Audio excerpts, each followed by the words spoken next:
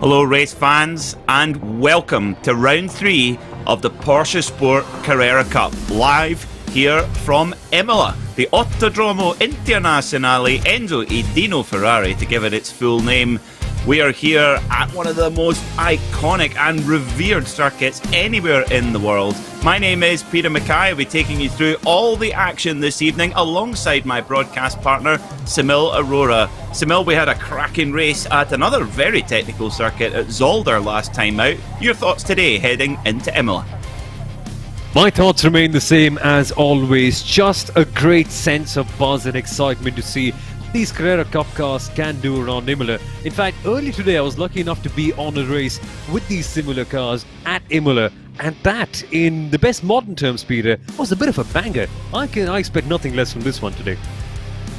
Indeed, yes. So we are getting into the thick part of the season now here in the PorscheSport.com Carrera Cup.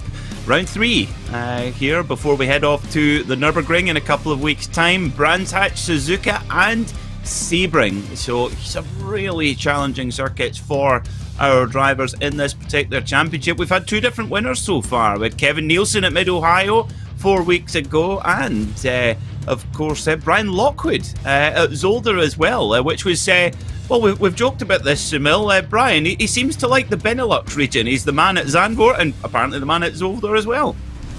Yeah, so unfortunately for him, if that is somewhat of a systematic thing of sorts, he's not going to have the best of weekends. But jokes aside, he's going to be superb. We know that for a fact. We saw him do such a good job at Imola last year as well when we came in for the first season too. And he is going to have some tough competition, Peter, because all the new names coming up as well, the likes of Kevin Nielsen, Gonçalves Dylan, they'll be pushing hard, along with the regulars too, with the likes of Quinton Violati right there. Indeed, yes. So looking at the prize pot for the PorscheSport.com Carrera Cup, our champion will take home €250, with 100 going to second and €75 for third. We also have the AM-Class Championship as well to look out for as well. €60 for the winner, 40 for the runner-up and 20 for the last spot on that podium. Let's take a look at the points in a moment, because this is our format. This is the really important part of this championship. 2 20-minute heats in this championship, up to 30 cars, but only 10 advance to the feature. If you do not advance from your heat, you have to go through the dreaded consolation race, and believe me when I say it, you do not want to go through the peril of the consolation race. And then of course we have our feature to finish things off. Now, we are now looking at these championship points. These are the championship points from last season. Alexander Teeb winning the championship from Maxim Ramstein. We don't have Alexander Teeb back in the championship at this point, but we do have Maxim Ramstein. And Maxim, well, Maxim has quite a lot of new rivals to worry about so far in this season. Hasn't been able to chalk up a win yet, but nobody would write him off from doing that tonight. Soumil, Imola, one of the toughest circuits in Europe. What are the drivers got to look out for tonight? Everything. Firstly, the track is so tight and so twisty, so in many cases going side by side can be a bit tricky. What I am really intrigued about, Peter, is how they manage out the AstroTurf and the grass, because there are some places where you can put one wheel on the AstroTurf. That's all right, but just a little bit of throttle mismanagement and you find yourself facing the wrong way round. That's one of the things. Acqua Minerale, Peter, as we have discussed, I think a season ago and even before this broadcast, it is going to be so tricky to put your brakes properly in there without spinning up the rear end, because the car can get so nervous, and that whole middle sector, Peter, it is so tricky to manage. What I can really see here going into this race is some really good controlled aggression by the top guys, but some of the other ones will be trying to get a move in and they may make a mistake. That is the real big judgment that you're going to see right there. That's so tricky to attain in the world of motorsport. That it is, and it's a proper historic venue here at Imola as well. The first Grand Prix was held here, won by Jim Clark in 1963, but can you believe it, there were no Ferraris in the field in that first Grand Prix here at Imola. In the first motorcycle Grand Prix in 1969, there were no MV Agustas, so it did take a while for traditions to establish themselves here at Imola, Soumil. Yeah, exactly. And it took a long while for I think Grand Prix motorcycle racing to properly come out here, and I think it's been a long time since then, hasn't it? We haven't quite seen some good motorcycle racing at Imola for a while. And but now they finally made the changes to the layout, and I think we can get them hopefully someday, although it'll be a bit of a terrifying sight. Well, we do have the World Superbike guys who come along, and yeah, but perhaps they've can prove the concept as well. Now, here are our Season 2 Championship standings. Kevin Nielsen and Brian Lockwood tied on 150 points right now, and that championship race is going to be so close all the way through.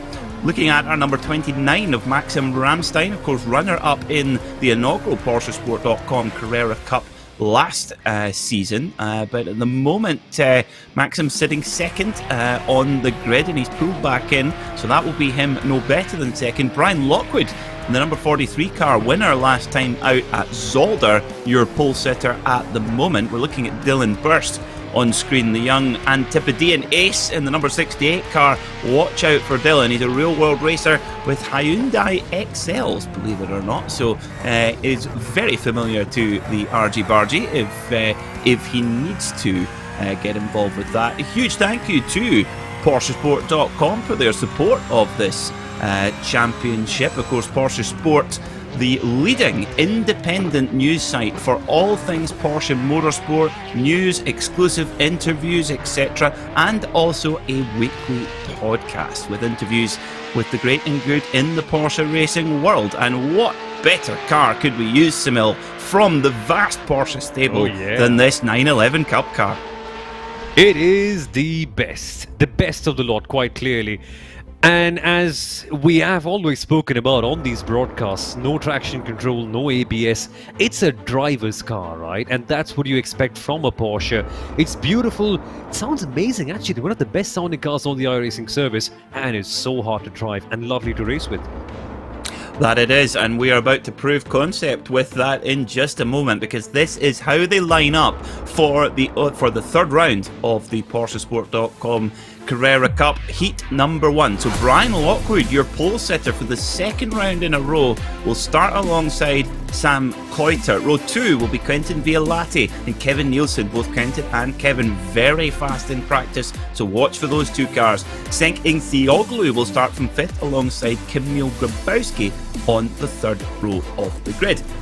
Gavin Halls for Porsche Sport will start in 7th alongside Alexander Lauritsen, with Alexander Hetmank and Vince Peters on row 5. Row 6 will be Nick Schulte-Wisserman and Nick Harwood, and 13th will be Basti Mattler with David Ward alongside him on row 7. Row 8 will be Andrew Precario and Thomas Gildelion, followed by Jan Schmitz and Nelson Costa de Souza, rounding out your top 18. And the last few runners, Martin Donati, Gilham Pipers, Wayne Sanderson and David DeWitt, rounding out 22-car grid for this opening heat of the day.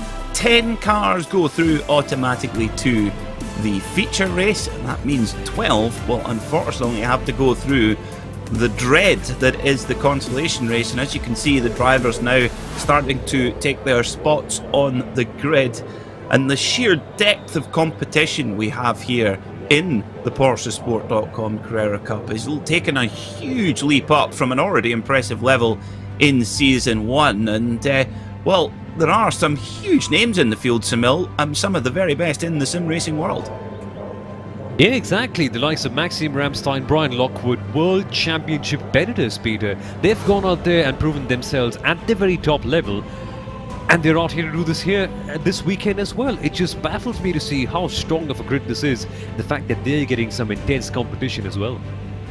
Indeed they are. We're about ready to go. The drivers are preparing, and we will be ready to go green for the first time here at Imola. Brian Lockwood on pole position, and off he goes. We are racing at Imola in the PorscheSport.com Carrera Cup. Now watch for Sam Coiter, teammate to Brian Lockwood, of course, as they head down towards Tamburello, one of the most famous corners in Europe. And Sam Coiter hits the front, nice and easy to spot with those orange wheels. And oh, we've got one of the Urano Esports Porsches off into the gravel at Tamburello, right at the back of the pack.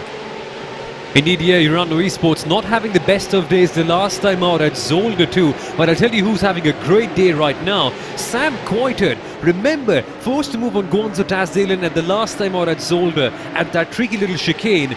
Now he's got the jump on his World Championship competitor teammate at the very first lap. Signs of what we saw at Imola perhaps earlier this morning?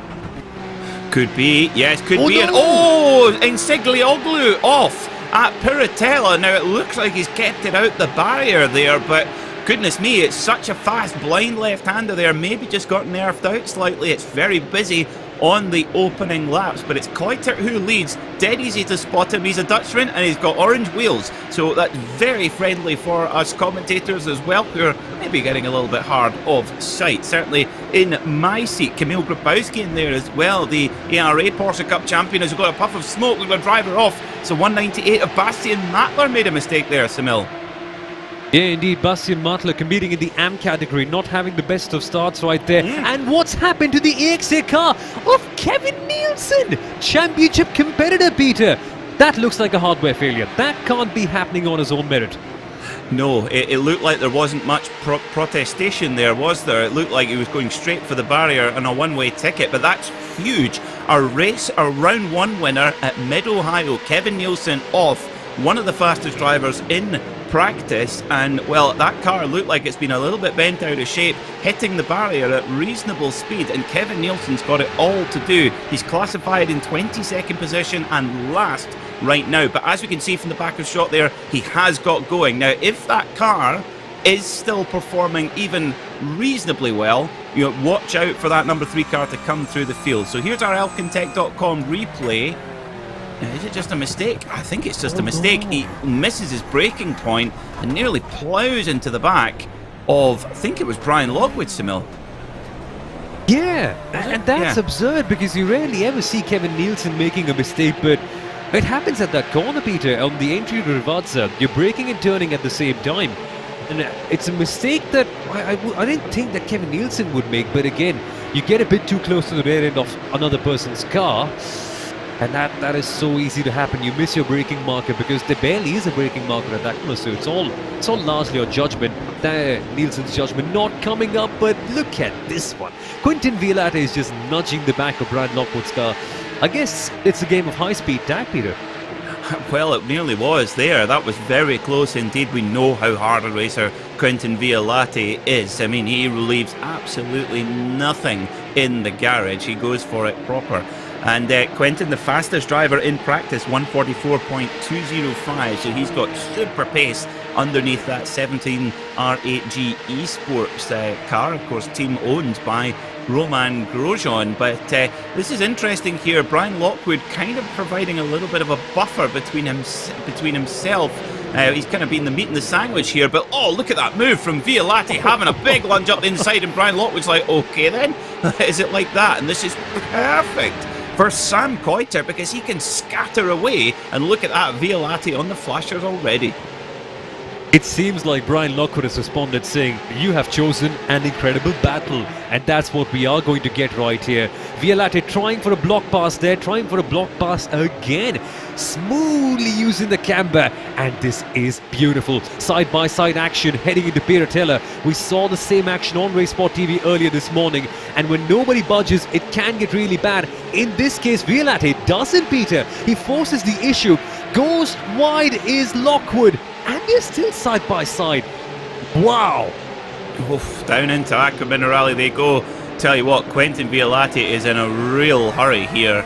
And you can tell, well, of course, as we said, fastest lap in practice was Quentin Violate. Clearly, he does not want Sam Coitert to get away. He feels like he's got race-winning pace, quite clearly. But Brian Lockwood, he's a proper hard racer as well. And driving beautifully, actually, Brian Lockwood, making sure that he is placing his car in just the right spots. Now, this is going to give us a look what happened to Insiglioglu. Oh, just the tiniest touch, and luckily that's one of the paved runoffs here at Imola, and able to rejoin the circuit without too much loss. Yeah, and that was with Alexander Lauritsen. Look at this, Violate. It's the replay. Oh, wait a minute, we didn't see this happening. Lockwood in the gravel, Peter, and it was Violate trying a block pass. and Lockwood went on to the gravel trap. He's fallen back to P6. And talk of the aggression from Quinton Violate, he's really been on top of it. But what's happened here is that Violate went in the gravel too. And guess who's in second? It is AXS Imports' Alexander Lauritsen. Big drama. Well, as we've seen, we saw it at Zolder, didn't we? The stewards, the Simpower League stewards, do take a very dim view on overly aggressive driving, and we've seen penalties being handed out swiftly and decisively. So it will be interesting to see what the stewards make of that one. As we saw, Quinton Violate still ended up in the gravel despite kind of using Brian Lockwood as a bit of a break. So he was never making that corner, and Lockwood gave him the room. In fact, I actually think, Soumil, that Lockwood was leaving it to the very last moment to turn in because he could see Violate approaching and just couldn't quite get it. Couldn't quite get him by in time, but nevertheless, Brian Lockwood still in 6th. He's still in a prime spot to get into the feature race. The top 10, of course, go through to the feature, and we know how fast Brian Lockwood is. He's got PorscheSport's very own Gavin Halls in front. Now, Gavin is the lead instructor at Bahrain International Circuit, and Gavin has a fantastic story about how he crashed a golf buggy with 3 passengers on board, and those passengers were Bernie Eccleston, Kimi Räikkönen and Sebastian Vettel. And it's lovely to see Gavin Halls up here in the top 5. Usually we see him fighting for positions around P8, P9, P10, but to see him here fighting against the likes of Grabowski and Lockwood is quite superb. Meanwhile, folks, if you missed that out, Quinton Violate repassing Alexander Lauritsen. But I think you're right, Peter. I think Lockwood just kept the door just a little bit too open because he didn't turn it at his normal point. You could see him turning it a bit later, slightly after the apex was gone. That's the case of judgment, right? You don't quite know if Violate is coming in or not.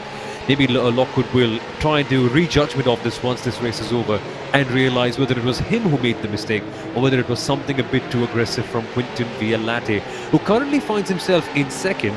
And from the looks of things, Peter, Holt is doing quite well to gel along as well. He's keeping Lockwood behind for quite a while. And yeah, and now comes Lockwood finally to get position 5 from him, right in the back.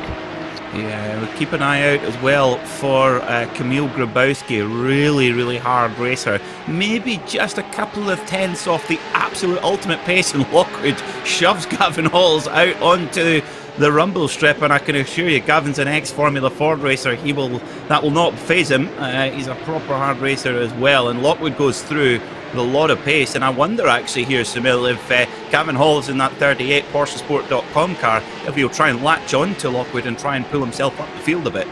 I don't think that would be a very bad idea, Peter, because Gavin Halls is fast, but Brian Lockwood is championship level fast, right? Gavin will himself admit that Brian Lockwood is quite faster, and there's no shame in doing that because he's one of the best sim racing drivers in the world. And I think it would be a good idea just to stick behind, stick in the train, and try and do what Brian is doing, right? To try and see his braking markers, how late he is braking. Of course, it's just not that simple as that, because then if everyone could brake where the champions are braking, we would all be world champions. But no, there's a lot to learn from that as well. Tagging along could be a big benefit for Halls though. Meanwhile, Lauritsen flashing his headlights on Quinton Violate, and you see how loose the car is on the rear end, folks. That is the challenge of driving a 911 GTSV Cup car. Just how loose it gets on the braking is astounding, and now Violate is slipping and sliding too, Peter. Yeah, they really are hard to drive on the limit. I had to say, I'd urge anyone to have a look on YouTube and watch some onboard videos of Harry King driving one of these cars. A very young man, Porsche Young Pro, and won the British Carrera Cup Championship in dominating fashion last season, and will race in the Super Cup this year. He drives right on the sharpest point of the knife edge, and yeah, it seems to me that that's the way to get the very best out of these cars, but you need to have those absolute Jedi-like reflexes to keep the car on the tip of that knife edge. But that's what makes these cars so exciting to watch, and even the very best drivers in the world are prone to mistakes from time to time, as we've seen already so far today. But Sam Coiter, well, this is dreamland here at Imola so far, Soumil. Yeah, it is. 3.5 seconds the gap, as you can see, on the top left-hand corner to Quinton Violate. But you kind of get a feeling that Quinton Violate will claw back at it, considering the way he's shown some great aggression today. You get a feeling that he will be trying his hardest to try and get closer to Sam Coiter. But You know what? He hasn't quite been able to do that, Peter, because Quinton Violate right behind is essentially giving a tow to all the drivers back there, whereas Coitert isn't. So Coitert isn't restricted by anything, but Violate is being slightly held out by that, because every time we get to Tamburello, as we are doing right now, he is under pressure from Alexander Lauritsen, and doing so slows him down slightly, which gives Sam Coitert even more room. So it's like a positive feedback link for Coitert, and it's like a negative one for Violate, where he just can't break out of the chain unless something really special happens. And if there's a man who can bring something special to the track, it has to be Violate, hasn't it? Yeah, absolutely. An I rating of over 8,000, one of the highest in the field. Proper World Championship level stuff to have an I rating as high as that. A little bit like a golf handicap if you're unfamiliar with the I rating system. If you have good races, it improves, and if you have bad races, it gets worse. And usually most World Championship drivers around the sort of 8,000 mark thereabouts, which is, yes, scary indeed. Exactly. Now, Kevin Nielsen really on the charge, on the recovery, as is the number 34, the car in front there, the Orano Esports Porsche of Schulte Wisserman. But Kevin Nielsen quite a bit quicker than these guys. At the moment he's lapping a 145.3, which exactly the same as Sam Coitert, our leader. So Kevin Nielsen got a lot of pace, but he has still got work to do. He's got 8 minutes to get up to 10th position, and even then that will put him 20th on the grid for the feature. So if you, I think what we're seeing, Soumil, this second season here in the PorscheSport Carrera Cup is that, well, if you make even the slightest mistake, there is not the same room to recover as there was last season because of the depth of the field.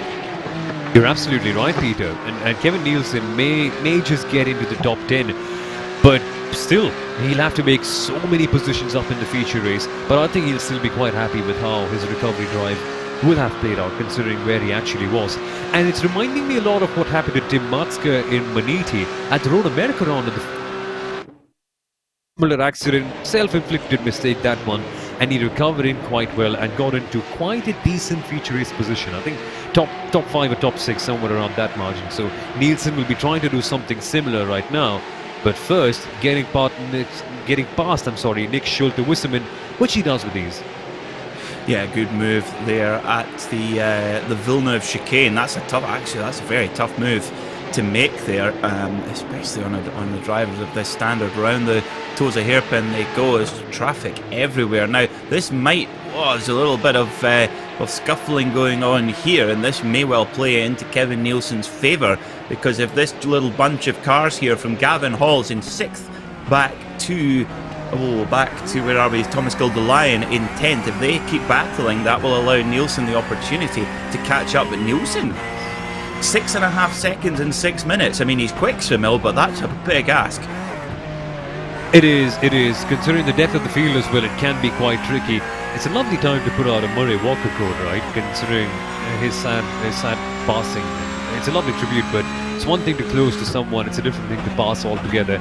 Even more so that at Imola, a circuit not really known for having a really wide track. But what that does, Peter, is make every single overtake feel more significant, and I think that's something that we end up missing out when it's a bit of a draft fest, when everyone is passing each other so easily. That makes us appreciate the overtaking and the art of it more so at a circuit like Imola, and that's what I love about it. So Nielsen up for a real challenge here. He is, yeah. I get the feeling that he maybe needs one of these drivers to pop off into the gravel at some point, and they're certainly all bunched together quite closely, so there is a possibility of that. We've seen it so many times, drivers who appear to be well out of the qualifying places, and there's an incident on the last lap, and there's been plenty of drivers who have poached a position in the feature race at the very last moment. But Kenton Violati leads that little bunch in 2nd position now. Nick Harwood off in the 199 Racecraft Esports car, and there is Kevin Nielsen in the blue number 3 car, and he will see that, he will know it. The number 169 machine of David Ward to get through as well there in 11th position. Peter, what is it about when we get to the last 5 minutes of every single heat race? Just position 10 seems to have the ground shaking underneath them for some reason, and it happens not just in this one, but in every single race that I think we've had. just P10 starts to feel a bit shivery, a bit jittery. Happens every single time. I wonder what it is. I've got to try it one time to find out. Sweaty palms, I think. It's maybe one of the things. But look at Alexander Lauritsen trying to go around the outside at Ravazza. That's very bold indeed. And I think he's really. Oh, Alexander Lauritsen's really compromised himself there. I think Brian Lockwood said, "Oh, thank you very much. Merry Christmas to me." Through he goes, and Lockwood. Now remember, Lockwood is probably going to be driving with a little bit of the not the red mist, but he'll have his teeth gritted. And look, he's flashing at Violati, going, "Yeah, I'm back. Remember me, the guy you turfed off into the gravel?" And here he goes. Lockwood's going to have a look. Oh wow, this is getting close. Grabowski goes through on Lauritsen, so Lauritsen goes from third back to fifth. And this battling back and forward as well. It's still a reasonable battle. Oh no, Gavin Halls is off.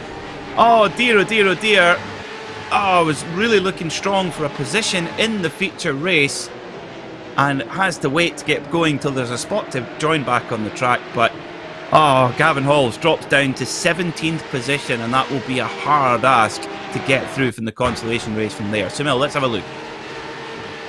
Let's see what happens. He's fighting with the Anatolia car of Cenk Inceoglu, and he gets slightly bumped off right there. See, that's what happens, right? That's when we say that Imola is a really narrow circuit. There barely is any room, and the Alcatech.com replay proved that one. But look at this one. David Ward fighting for P number 10 and defending for all his might from one Kevin Nielsen championship competitor. Now this should be a lot of fun. Fight for P10, it always delivers right here in the PorscheSport Carrera Cup. This could be a big moment for David Ward. If he can actually keep Kevin Nielsen behind, it will be intense. But look at this! Lockwood to the outside line. Wow, I'm surprised that, well, as you can see there, Lockwood kind of got himself stuck out there and actually toughed it out well. And side by side with Violati, because the lights are right hand side of your screen here, we've got Lockwood versus Violati and the battle for the critical 10th spot as well. Kevin Nielsen, who was 1.2 seconds a lap quicker than David Ward last time by, but David Ward defending beautifully, well done. But here goes Lockwood up the inside on your right hand side through the, they make contact. Lockwood spins. Oh my word. Now Lockwood rejoins very close to the path of another car as well, and Grabowski, look at Grabowski up into second position now. He can't quite believe his luck. It will be one to go at the stripe. Meanwhile, Simon Cortett's looking in his mirror going, where did they go? Exactly, and he's 5 seconds away. But Kamil Grabowski, the ultimate opportunist in a case like this one. Shame for Lockwood, he's spinning around. Take a look at this Racespot TV and Alcatech.com replay. Oh no, that's what happens there, the anti-cut curbs, Peter. That made sure that Violati lost control, and it's so unfortunate for Brian Lockwood. Literally wrong place, wrong time. Violati lost control, and man, there's no way you can save a Carrera Cup car from that, can you? No, absolutely not. That's these little, like say, little turtle curbs, anti-cuts, whatever you want to call them, sausage curbs sometimes referred to. I cannot stand them. I think they're a terrible invention. But well, Quentin Violati really just made a mistake, and well, Brian Lockwood paid for that mistake. Yeah. But we still see, again, still shows you how much pace Brian Lockwood has. He's in 7th position right now, and if he were to finish there, that would put him 14th on the grid for the feature race. So, and looking at the pace that he's got, Soumil, and the level of attrition we've seen at certain places, you still can't write him off. He's definitely got some pace under the car, and I feel that Brian Lockwood might have a score to settle with Mr. Violati. Indeed, yeah. I'll have a word with him and see what he feels about that incident. But Violati doesn't bother whatever race control takes as well, because he has executed a textbook block pass, and now Grabowski, well, he's back in P4. Amazing! Look at this one. Kevin Nielsen making his way up into P10. He has got it, Peter, on the last lap. Some crazy overtakes that we're getting to see right here. And David Ward still has his spot in the feature race at the moment. He's in 9th in that number 116.9 car as well. Harwood in the 199 just ahead at the moment in 8th position as well. This is going to go right down to the wire.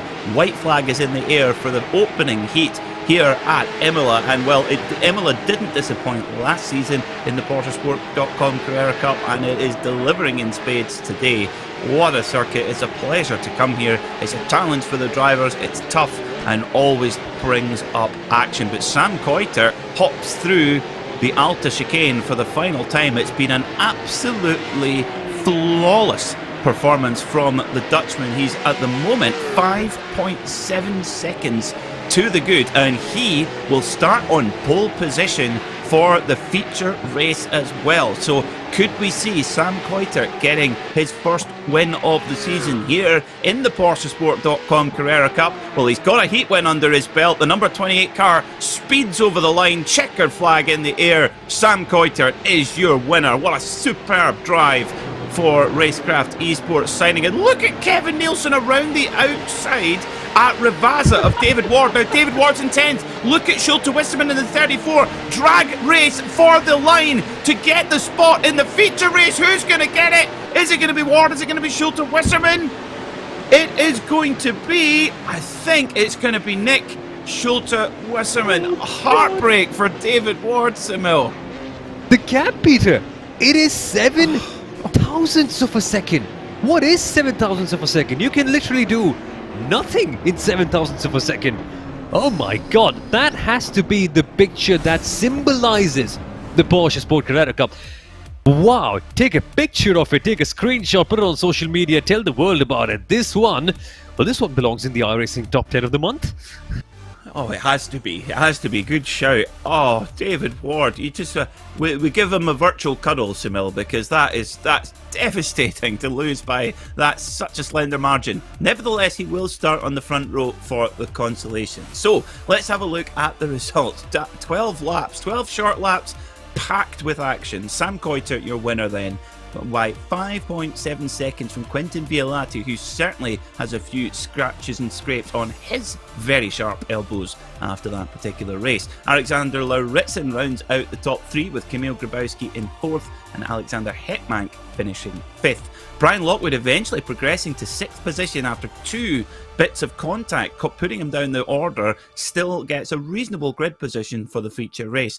Thomas Gild the Lion will finish 7th with Nick Harwood in 8th, Kevin Nielsen in 9th, and Nick Schulte Wisserman just getting that last spot in the feature race by 7 thousandths of a second from the luckless David Ward. So, we're ready to go again. Here's how they line up for heat number 2. Maxim Ramstein on pole position alongside Dylan Burst, with Gononso Tasdalen and Kane Halliburton on row 2. Pascal Costa and Alexei Nezov start from the 3rd row of the grid, with Florian Lebiger and Suelo Almeida in 4th on the 4th row. Make Weiskop Seiker and Marcel Jochheim start on row 5, with Justin Rem and Lewis Ward on the 6th row of the grid. 13th will be Matthias Burke alongside Gaten Anger, with Kirill Kolobuksov in 15th, followed by Marco Jaeger, Hendrik Lichtenhagen and Jaime Ferrero rounding out row 9. And your last few runners: Chris Walsh for PorscheSport.com, James Parker,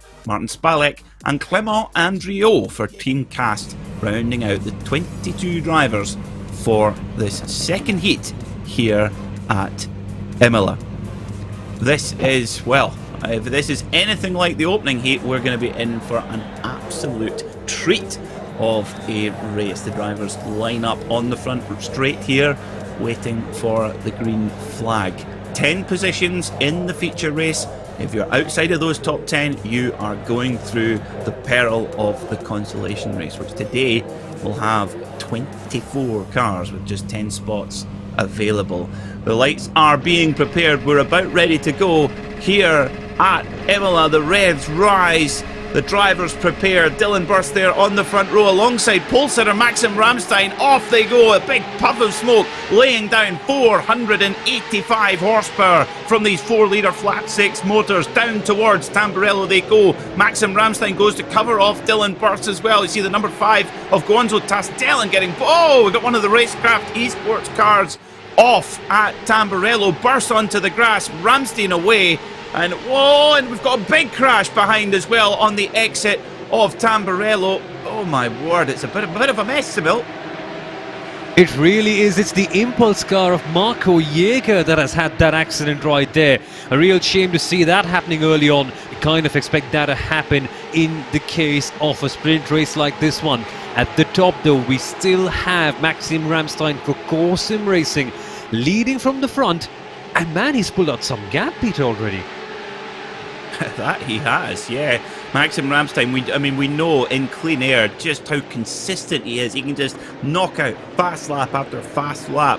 Getting confirmation, Jaime Fierro out of the race, towing back to pit lane, so he's caught up in that opening incident. And just look as they come over the crest here, 3 wide, down into the Alta chicane. That's never going to work, and we see the 23 of Pascal Costa having to think, oh, and we might need to back out of this one. Gee, goodness me, as you see the 91 car there of Masik Wisopsyker. I'm going to get his name right by the end of the season. I'm going to try anyway, but certainly not when it's as fast and frantic as this, as we see the 68 of Dylan Burst under pressure from Florian Lebiger. Now, who was that? I wonder who was that. We'll get a quick look at it very, very quickly. That is Kirill Kolobuksa for the Wild Animals team. Real shame to see him right here in the gravel trap. But again, if Kevin Nielsen can make that mistake, anyone can. Kolobuksa also doing that the real hard way. I hope he bounces back from it.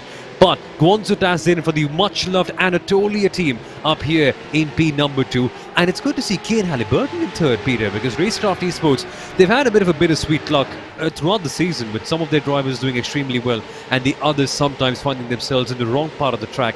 Good to see Halliburton right here at the top.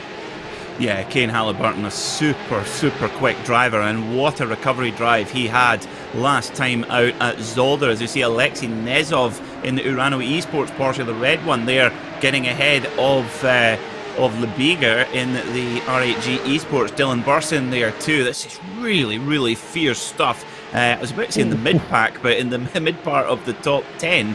Goodness me, and Lebiger just gives absolutely no room at all to Burst. Burst has to go onto the rumble strip and come back to fight another day, which you can bet your bottom dollar he will do.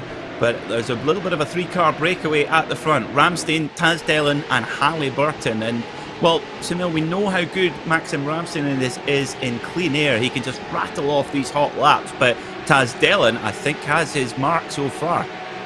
Exactly. This is one battle I have been waiting to watch since the very first round, because we saw brief flirtations of this battle between them. We'll speak about that later because, Alexei Nezov, Peter, has got a slowdown penalty.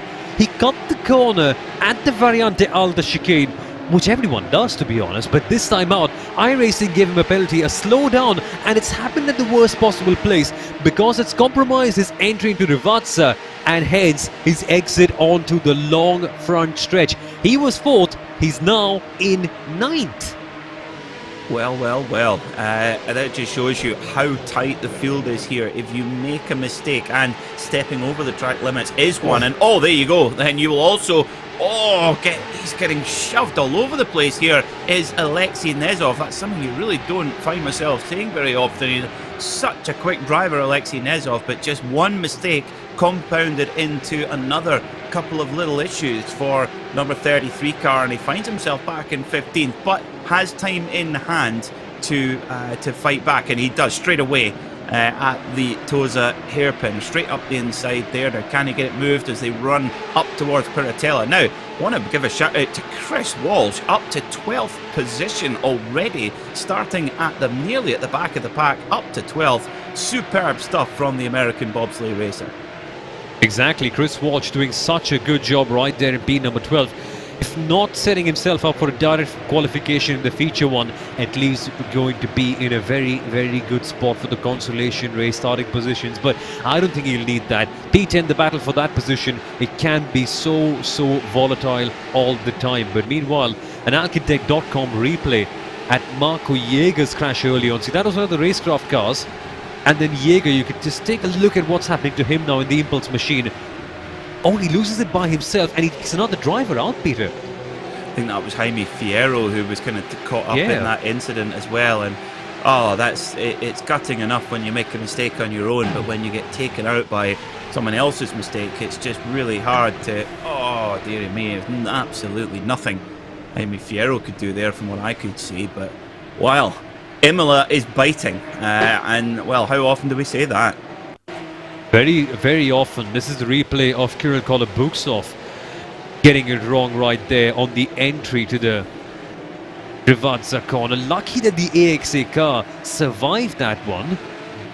And that's a good thing, right? Matthias Berg just somehow not making enough contact with Kirill Kolobuksov so that he's able to go past. And then this is a look at what Marco Jäger's car was going through. But then Nazov, right? We saw Nazov being pushed wide at, I think, the Tamburello chicane. That was in a bit of a heated battle right there. I said how he lost momentum, and this is just not helping. The anti-cut curb again, Peter, having a major impact. And Nazov, well, he finds himself in 13th, but considering what pace he's shown, I think he should be fine. But a word on the initial accident as well, Peter, because one of the racecraft cars we saw them spinning on, you know who was behind the wheel of that one? It was Soumil Almeida, who crashed out early on.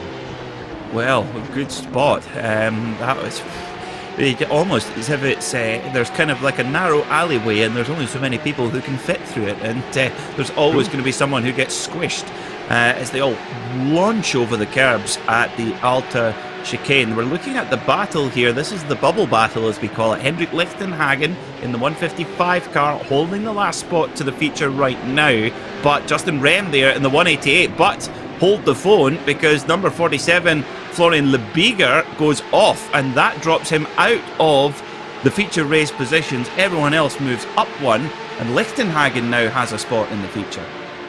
Indeed he does, but can he defend it off quite well? Meanwhile, Guonzo Tasdalen fighting hard for the lead. Look at this battle as well.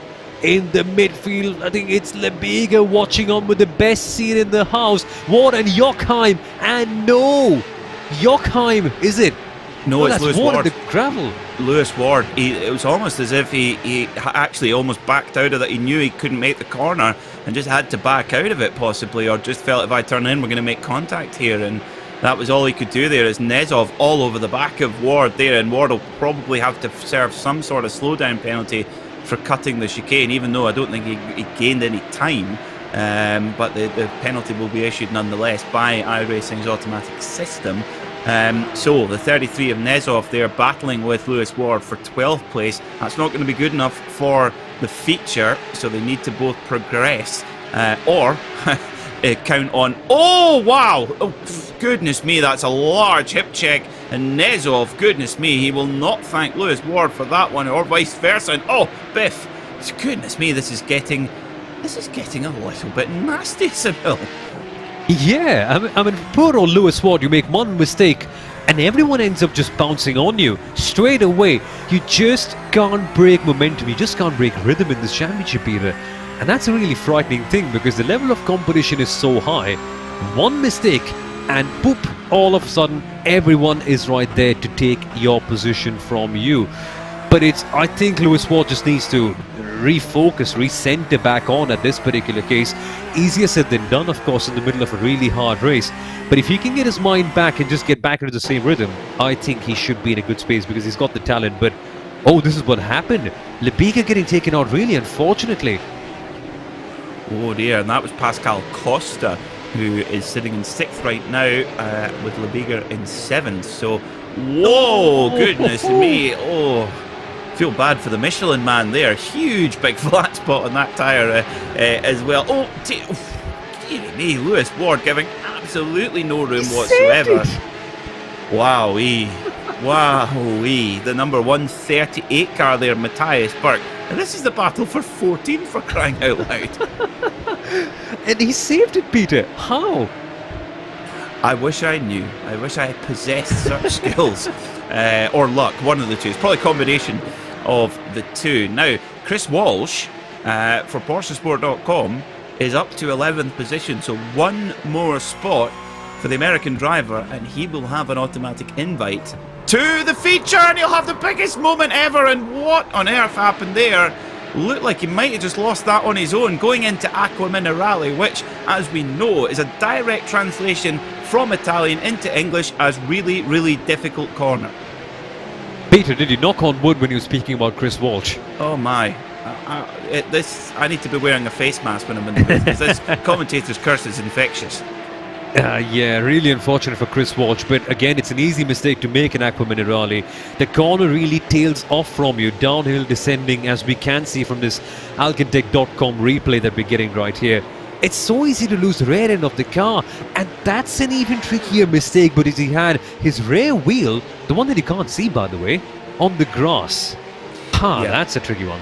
Yeah, you've got to use every last millimetre of room on the entry of the corner, and of course if you step 1 millimetre over, you're on the grass and round you go, as Chris Walsh unfortunately demonstrated for us there. But either that or it's maybe frozen Aqua Minerale on that particular corner. Maybe that's where it gets its name from, because it feels like it going through that corner. But I tell you what, I've been watching Gonzo Tastellan's lap times have been absolutely electric. But Maxim Ramstein still holding top position now. These blighters of sausage curbs, and Chris Walsh, round he goes again. And not only is he going to be in the consolation race, but he's going to be starting quite far back in the pack in that race. Yeah, those stoppers, the Circuit of the Americas would like to call them, really brutal curbs there, man. If you just get on top of them, they will launch your car into orbit. And you don't even need a trampoline of sorts. That is enough, as you can see right here as well, at the Variante Alta, at the top of the corner. Now, everyone really cuts that corner. What was really unfortunate is that Alexei Nezov cut it a bit too sharply, and the iRacing service, the automatic AI steward, well, they just really had a very dim view of that one. And you saw how Alexei Nezov suffered because of that, really losing momentum. Good on him. He's back up into P11 right now. And he deserves to. He's such a talented driver, racing in the GT Open Series as well last year in a Mercedes. And wow. Poetry in motion. That's just fantastic. Brilliant work from our producer, Hugo Luis. Not only can you get great shots like that, you can make Soumil and I sound like Frank Sinatra as well. So, wow, what a battle we've got here. 7 minutes to go. This is far from done. And in a field as tight as this might you think, well, this is just a heat race, who cares? Well, this is, of course, the difference between being on the front row of the grid and being on the second row of the grid. So, effectively, this is the battle for the heat race when, as Tastellan makes his move, Ramstein doesn't quite expect it, has to jink out the way at the last spot of the braking zone. Ramstein just opens up the steering, opens up the throttle, they drag race up to Piratella, and Ramstein just gets back in the lead. I tell you what, I thought Tastellan had him there, Soumil. He really did, and you know why he had him right there? Because of the timing of the move. Why would Maxim Ramstein expect to move 7 minutes from the end? But Tastellan recognized the same point and said, well, if you wouldn't anticipate it, might as well go in right there and surprise him. Good move. But resolute was Maxim Ramstein in his fight back, so he got a good exit right there. And more importantly, Peter, he didn't crumble under pressure when being passed. That's a really good quality that actually got him to the World Championship level, in fact. Yeah, you can tell that was a really good attempt from Tastellan, but Maxim Ramstein had it covered off. Whoa, what a battle. But as we come back to saying, this is the battle, of course, for the heat race win, but more importantly, it's to give you that as best a grid spot as possible for the feature. And of course, the winner of heat 1 gets pole position. That goes to Sam Coiter, who I'm sure is enjoying a cup of coffee watching this race right now, ready to take on that race, the feature race from pole position on the grid. Now, Alexei Nezov, despite his difficulties early on, he now holds the last spot in the feature race, but he's got Justin Rem right behind with another pair of very jazzy orange wheels. And ahead we have Lichtenhagen and Marcel Jochheim having a battle here into Tamburello, and the more they bicker, the more Nezov and Rem come onto the scene. This is beautiful, right? This is so lovely to watch. In the last 7 minutes, something or the other happened, something special. And this battle, Peter, it's good to see them taking different lines, because now they can get the cut back. Side-by-side action. It's a four-way fight for P10. And now, Justin Rem all of a sudden could be in here. He could, yes, because a little bump there for Lichtenhagen. He comes back onto the circuit. I don't know if he quite realised that Justin Rem was in his blind spot there as well. They fire up towards Piratella. This is going to be who's going to be latest on the brakes. Rem just brakes that little bit earlier, gets it tucked in, gets it turned in. At the moment, Justin Rem is in that position where you really don't want to be. 11th, you're watching the driver in front holding that last invite to the feature race. You do not want to go through the consolation race. It's a nightmare. So, through they go, up towards the Alta chicane. A proper challenge of driving here as well. And you can really see the difference. The leaders, Ramstein and Tastel, it's almost as if they're straight lining that chicane. And the amount of airtime they get as they go over, absolutely exceptional. But Tastel right there in the gap of Maxim Ramstein. But you've got to give the Dutchman, our race leader, a whole lot of credit because he has not flinched once. But look at this one! Justin Rem forcing a move, and no! It ends in the most unfortunate fashion. More on that later. Gonzo Tastelen has got a move for the lead. Goodness me, you need to have eyes on the back of your head here, and it goes and pushes him off. Oh, that's naughty. That is very naughty. Maxim Ramstein will not appreciate that whatsoever. We know he's a very politely spoken, very softly spoken Dutchman, but believe me, he's got sharp elbows when they need to come out, and he goes straight back, Troy Bayliss style, snap straight back on his adversary there, Gonzo Tastel, and they fire up towards Piratella, side by side. Maxim Ramstein with the inside line, but they will get the switch back when they go down towards Aqua Minerale. Ramstein runs out a wee bit there, but gives enough room. But down towards Aqua Minerale, Taz Dillon has the inside line, side by side. They both make contact. They're both off. Maxim Ramstein just hangs onto it. He's onto the gravel. That will slow him down. Hallie Burton will go through to the lead. There he goes. Ramstein gets back going into second. Dylan bursts up to second as well. So Taz Dillon and Maxim Ramstein make contact on the way down to Aqua Minerale. This is fantastic entertainment. This is fantastic entertainment indeed, Peter. What a crazy battle, coming up to heads, not once, but twice they made contact. Incredibly, they're still in the top 5, they're still not dead. I wonder how, considering the intensity with which they were fighting off. Look at this, Tasdalen sending it. I don't know, but that's not the best place in the world to send a move right there, is it? I mean, he could have waited again to get that move right there, and I'm sure the gap would have opened up, considering how good of a driver Tasdalen is, but I'm not sure if sending a move at Aqua Minerale is the best of ideas. No, it kind of looked like he was getting, shall we say, a bit loose there going into Aqua Minerale, and I think he might well have lost it anyway, but I don't know. Wow, pure drama here. Well, all I will say is that if you've ever got any friends or whatever who are saying, no, sim racing's not proper racing, well, just show them the clip of these races here, because if that's not racing, I do not know what is. This is absolutely first class motorsport. Really, really impressive from all concerned, and you could, to be honest, you've got to take your hat off to it in a way, Soumil, because both Ramstein and Tastel, and bear in mind this isn't the feature race, this is the heat race, and they're throwing everything at it. Exactly, they're throwing the kitchen sink into it, is what many people would like to call it that way, and they are. We just saw it in the battle between Tasdalen and Maxim Ramstein, and I think the psychology behind Tasdalen right there was, I've found a weakness in Ramstein. I found one slot where he's opened up the door. Might as well send it, because it's going to be rare when that really happens, right? And so it was so lovely to see this Gaetan Anger getting at the back of Ward. Again, Peter, final slot of the race, final minute of the race. Yeah, this matters. This really matters. This is Lewis Ward just hanging on to that 10th spot. Gaetan Anger, the newly crowned ARL GT Trophy champion in the GT3 category, so on the crest of a wave at the moment is Gaetan Anger, but at the moment fighting for his supper here, trying to get that last spot in the feature. I think we will have one lap to go. It'll be white flag in the air for these guys. Yes, it will be, as they come around Rivazza for the penultimate time, and Ward is really under pressure. Gaetan Anger gets it full sideways, Francois Delacour style. Yeah, he is driving a Porsche the way you should drive a Porsche, completely sideways. Barney the flagman has waved the white flag. This is it, this matters. The final slot for the consolation race, who gets it? Now, Anger to the outside line, and indeed he holds it off quite well. But the cutback, he blocks it off, does he? No, he does not, because Ward gets it. And look at this, Matthias Berg coming in there as well.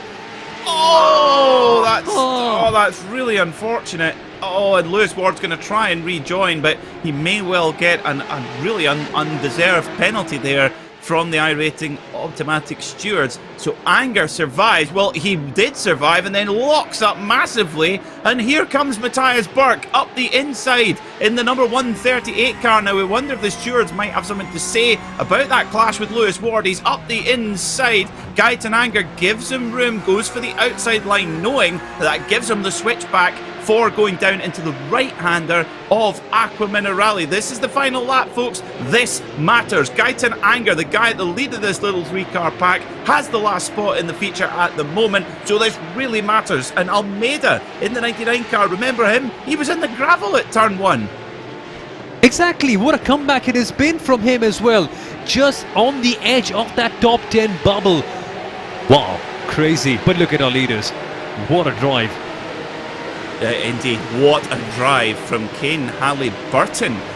Was a relatively distant third, and then Ramstein and Tasdelen get together. So 2 heat races, 2 Racecraft Esports race wins. And now we know that Brian Lockwood might not have been... look at that, look at that. Matthias Berg going to pit lane. That's a drive-through penalty. And Gaetan Anger gets the last spot in the feature by the skin of his teeth. Yeah, now that's how you put up a race, ladies and gentlemen. Scriptwriter, good job, get paid well. No, seriously, what a mad race that was. And when it takes you through a variety of emotions, right? The excitement, the joy, the anger, the frustration, all of it, which we saw here. It's a show well done. What a race. And it's not even done yet, because we've got the Consolation and feature coming up. Well, I'm very glad I've got my very breathable PorscheSport sim shirt on, because I'm sweating here in the commentary box and I'm not even driving, for goodness sake. Kane Halliburton then, your winner of the heat. He will start on the front row of the grid alongside his Racecraft Esports teammate Sam Coiter. Dylan Burst confirmed in second, with Gononzo Tasdelen getting third ahead of Maxim Ramstein, so they will start very close to one another again in the feature race. Pascal Costa finished in 5th, with Florian Lebiger 6th, Mike Wissop-Syker in 7th, Alexei Nezov 8th, Marcel Jochheim in 9th, and Gaetan Anger getting the last spot in the feature race. Suelo Almeida will have to go through the Consolation, but he will start on the front row of the grid of that race. Lewis Ward will be up there as well. Justin Rem, Kirill Kolobuksov, Henrik Lichtenhagen, Clement Andriot, Chris Walsh, Matthias Berg, James Parker and Martin Spalek rounding out your top 20, with Marco Jaeger and Jaime Fierro right at the back of the pack. Of course, Jaime Fierro hitting problems early on. So straight into it, as if that wasn't enough, here comes the Consolation race. And if you thought that got nasty, this is going to take the biscuit, I'm sure. David Ward will start on pole position alongside Suelo Almeida. Vince Peters and Lewis Ward will start on row 2, with Andrew Precario and Justin Rem rounding out the third row of the grid. David DeWitt will start from 7th beside Kirill Kolobuksov, Jan Schmitz and Hendrik Lichtenhagen on row 5, with Gavin Halls and Clement Andriot on the 6th row of the grid. Martin Donati will start from 13th, with Chris Walsh 14th, followed by Nelson Costa de Souza, James Parker, Wayne Sanderson and Martin Spalek on the outside of the 9th row. Gulham Pipers and Marco Jaeger round out your top 20, with Senk Nsioglu and Matthias Berg, Bastian Matler and Jaime Fierro rounding out the 24 car grid here for the Consolation race. 24 cars, 10 go through to the feature. Soumil, I do not like those odds. Who does, at the end of the day? If you are competing in the Consolation race, you just desperately hope that you are in those top positions while qualifying, because you've got a proper stacked grid all the way through, at the top of the field, at the bottom of it as well, which makes overtaking so hard. But as I mentioned at the top of the broadcast, it makes you appreciate every overtake even more. And after the pandemonium that we saw early on, Peter, I think we're going to see more drama here as well, when the stakes are higher just in a bit to get in the feature race. Indeed, yeah. The thing is, you of course, all the big points are handed out in the feature race, so you have to get into it at all costs. The lights are being prepared. We're about ready to go for the Consolation race here at Imola, the revs rise, and out we go. The number 169 of David Ward. Remember him? 7 thousandths of a second he'd missed out on the feature, but starting from the front row of the grid, a little bit of contact there. Vince Peters getting very frisky indeed on the run down to turn 1, but it looks like it's going to be Suelo Almeida who's maybe just going to take the spot. Yes, snips at the last moment. Lewis Ward's off into the gravel. We've got another Racecraft Esports car as well. I think that's Andrew Picario. Indeed, I think it was the PorscheSport cars as well. Gavin Hall sliding around that turn number 1. Beautiful slide, by the way. Not the beautiful result at the end of it. Look at this Halliburton now. Oh, goodness, so many crashes all around. Yep. Oh, boy. Oh, that was Gilham Pipers in the 102 car. Heading problems there as well, and David Ward getting a bit swamped here, but he's just got him. That is very smart there from David Ward. He just thought, okay, I'll just tuck in behind here. He's going to tuck in behind the number 188 of Justin Rem. Now remember, there's 10 spots, so if you're in 4th, you're well in the safe zone, and I think David Ward's going to play this one very smart, just judging by that piece of driving there. But at the moment, Suelo Almeida leads us away. Now, little bit of news. Cenk Insioglu is out of this race, and of course he's one of our Pro Class contenders. And oh my, what is coming out of my mouth tonight? It's just commentators curse all day long. I don't even know what to say. David Ward was doing such a good job. I'm scared of saying anything now. Goodness me. Well, if anyone wants to play the lottery tonight, I'll do some numbers and don't pick those. And you won't be far away. Don't leave the broadcast though, Peter. I can't handle it all on my own. Oh, yeah, true. No, don't worry. I'll have to deal with the pelters afterwards. Anyway, goodness me. At the front, Suelo Almeida leads from Vince Peters and Justin Rem, 2 of the WIP.com Volante cars, one with red wheels, one with orange wheels. It's almost as if they know that it upsets us, Soumil, that we like, or we don't really like lurid wheels. Well, actually, I don't mind the red ones, don't mind the orange ones, but I wasn't sure about the Justin Tipton's pink ones. I wasn't sure about those. They were distinctive, is what I'll say. I'll avoid putting my personal opinion on that because that wouldn't be very, very, very beautiful, whatever that is. But yeah, Suelo Almeida right now. And hey, Peter, did you notice something? Suelo Almeida was in the back of the gravel trap in the start of the first race. He's in pole position for the Consolation one. And comfortably, doing such a good job right now. But it won't be so comfortable when Vince Peters and Justin Rem both together tag team and try and get something on the Racecraft car. All along, we thought that the Racecraft Esports team were the ones having the numbers advantage everywhere. Now, they're facing it the wrong way around.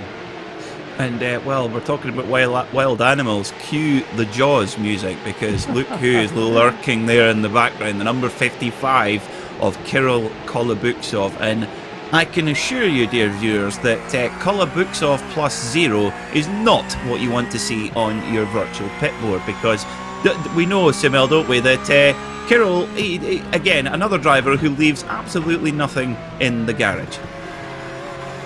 Exactly. Kirill Kolobuksov pushes hard. He's got this approach of driving, not driving like a wild animal, but driving with the same ferocity like that. And that can translate into some really good performances for him. It gives him a great sense of intent and aggression, which we have seen quite a fair bit on the track. Right now, Peter, what I've noticed is that I think around 6 months ago we saw the iRacing update, right, where the draft factor for the Porsche Carrera Cup car was slightly increased, but for some reason it's not working so effectively. I haven't seen any move at all facilitated quite well by the draft so far, Peter. Yeah, that I did notice that as well, Soumil. Of course, a few months ago it was, goodness me, it was like NASCAR plate racing. It was crazy, but I feel it's maybe just been given a bit of a tweak again. Of course, the iRacing.com simulator always being updated almost on a weekly basis, just little tweaks here and there, and then every 12 weeks we have a large, big step change update with new content and all kinds of fun stuff like that. But yeah, I tell you what, you really got to take your hat off to... I'm going to stop myself there because that would have been another one. Suelo, they say Suelo Almeida in the number 99 car. Yes, I can say it now. Suelo Almeida leads this race very well. And oh no! Oh, Peters off in the 45. No, I didn't say it. No, not my fault. Not guilty. Oh, stay there. Oh, Vince Peters, that is so unfortunate, man. He could have got that position on Suelo Almeida, pushed him to the limit, by the way, and then he was the one who made that error finally. Aqua Minerale, Peter. That's all I have to say. Aqua Minerale. It's got out the best of the best so far this weekend. Frozen Aqua Minerale. I'm sure that's where it comes from. So let's get a look at our Alcantech.com replay, and oh my goodness me, pandemonium there. And Andrew Piqueiro actually gets into the back of the number 117 car of David DeWitt, and actually then gets kind of dealt a sort of vigilante move from another car coming through. Now what?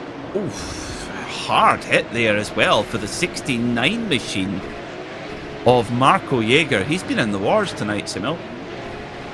Yeah, Marco Jaeger in both races, just exploring the gravel around Imola, which is lovely to do on a weekend when you're not racing. And David Ward as well, also spinning round and round. It's that Alta chicane, Peter, when you're up in the air. I mean, I know it's going to sound extremely stupid, but you can't control your car when all four wheels are off the ground, can you? So, that's what happened perhaps there. Perhaps, yes, indeed. You'd need, what is it they say, the contact patch. That's why, yes, why tyres are so important, because, or good tyres are so important, because that's the only contact patch between you and a road. I remember when I was riding my motorbike, we talk about the size of a credit card as your rear tyre. That's where all your horsepower is going through the contact patch area, about the size of a credit card. Or in my case, well, that contact patch went from underneath me going into turn 1 at Knock Hill once. But anyway, that's another story. We're looking at the 137 cast car here of Clement Andriot, with Vince Peters recovering. Still got a spot in the feature, but not quite as preferable a grid position there for the 45 car. And Martin Donati in the 118, the other cast car. And I've always wondered, Soumil, of course, the livery, the white, red and green on these cars, it reminds me a lot of Castrol. And I do not know if that's where they came up with their team name from. Actually, their team name is something different. It's something in French, because the team is from there, naturally. I'll get back to you on that one. Oh, this is what happened to Gavin Halls, in fact, yeah. In that first corner kerfuffle, the Fugger Simsport car just made minor contact with him. I wouldn't say took him out, but then again, right, if you're trying to go so many people side by side at Imola, not the best idea in the world. Well, they don't call him Full Send Gav for nothing, Soumil. I think his motto is first or fence. It's Gavin's motto, and we love him. We love him for it. So this is the important. This is the bubble battle of all bubble battles. We're riding on the nose of Lewis Ward, who has just been nerfed out the way there by Matthias Burke, who says, I really want that last invite to the feature race. Nelson Costa de Souza in that bright red machine, holding that last spot in the feature in the 119 car. So, oh no. Oh my. Again. Now, what's that called? A books off? I think it was, Soumil, yes. It would be interesting to get a look from that Wild Animals car. Yes, it was. That looked high speed. So let's get a look then from the chopper. Kolobuksov in the yellow car, Rem in the blue and black machine. Now what happens here?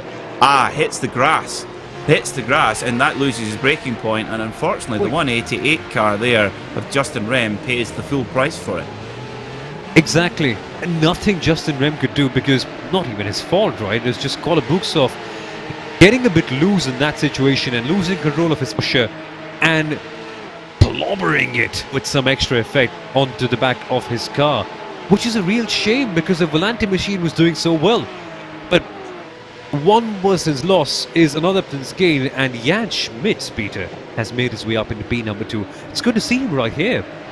Yeah, I feel we haven't mentioned him so far. He's stealthed his way up there, but great job there from Jan Schmitz into second position. That will give him a decent spot in the feature race. 12th row of the grid, that would be, if he can stay where he is.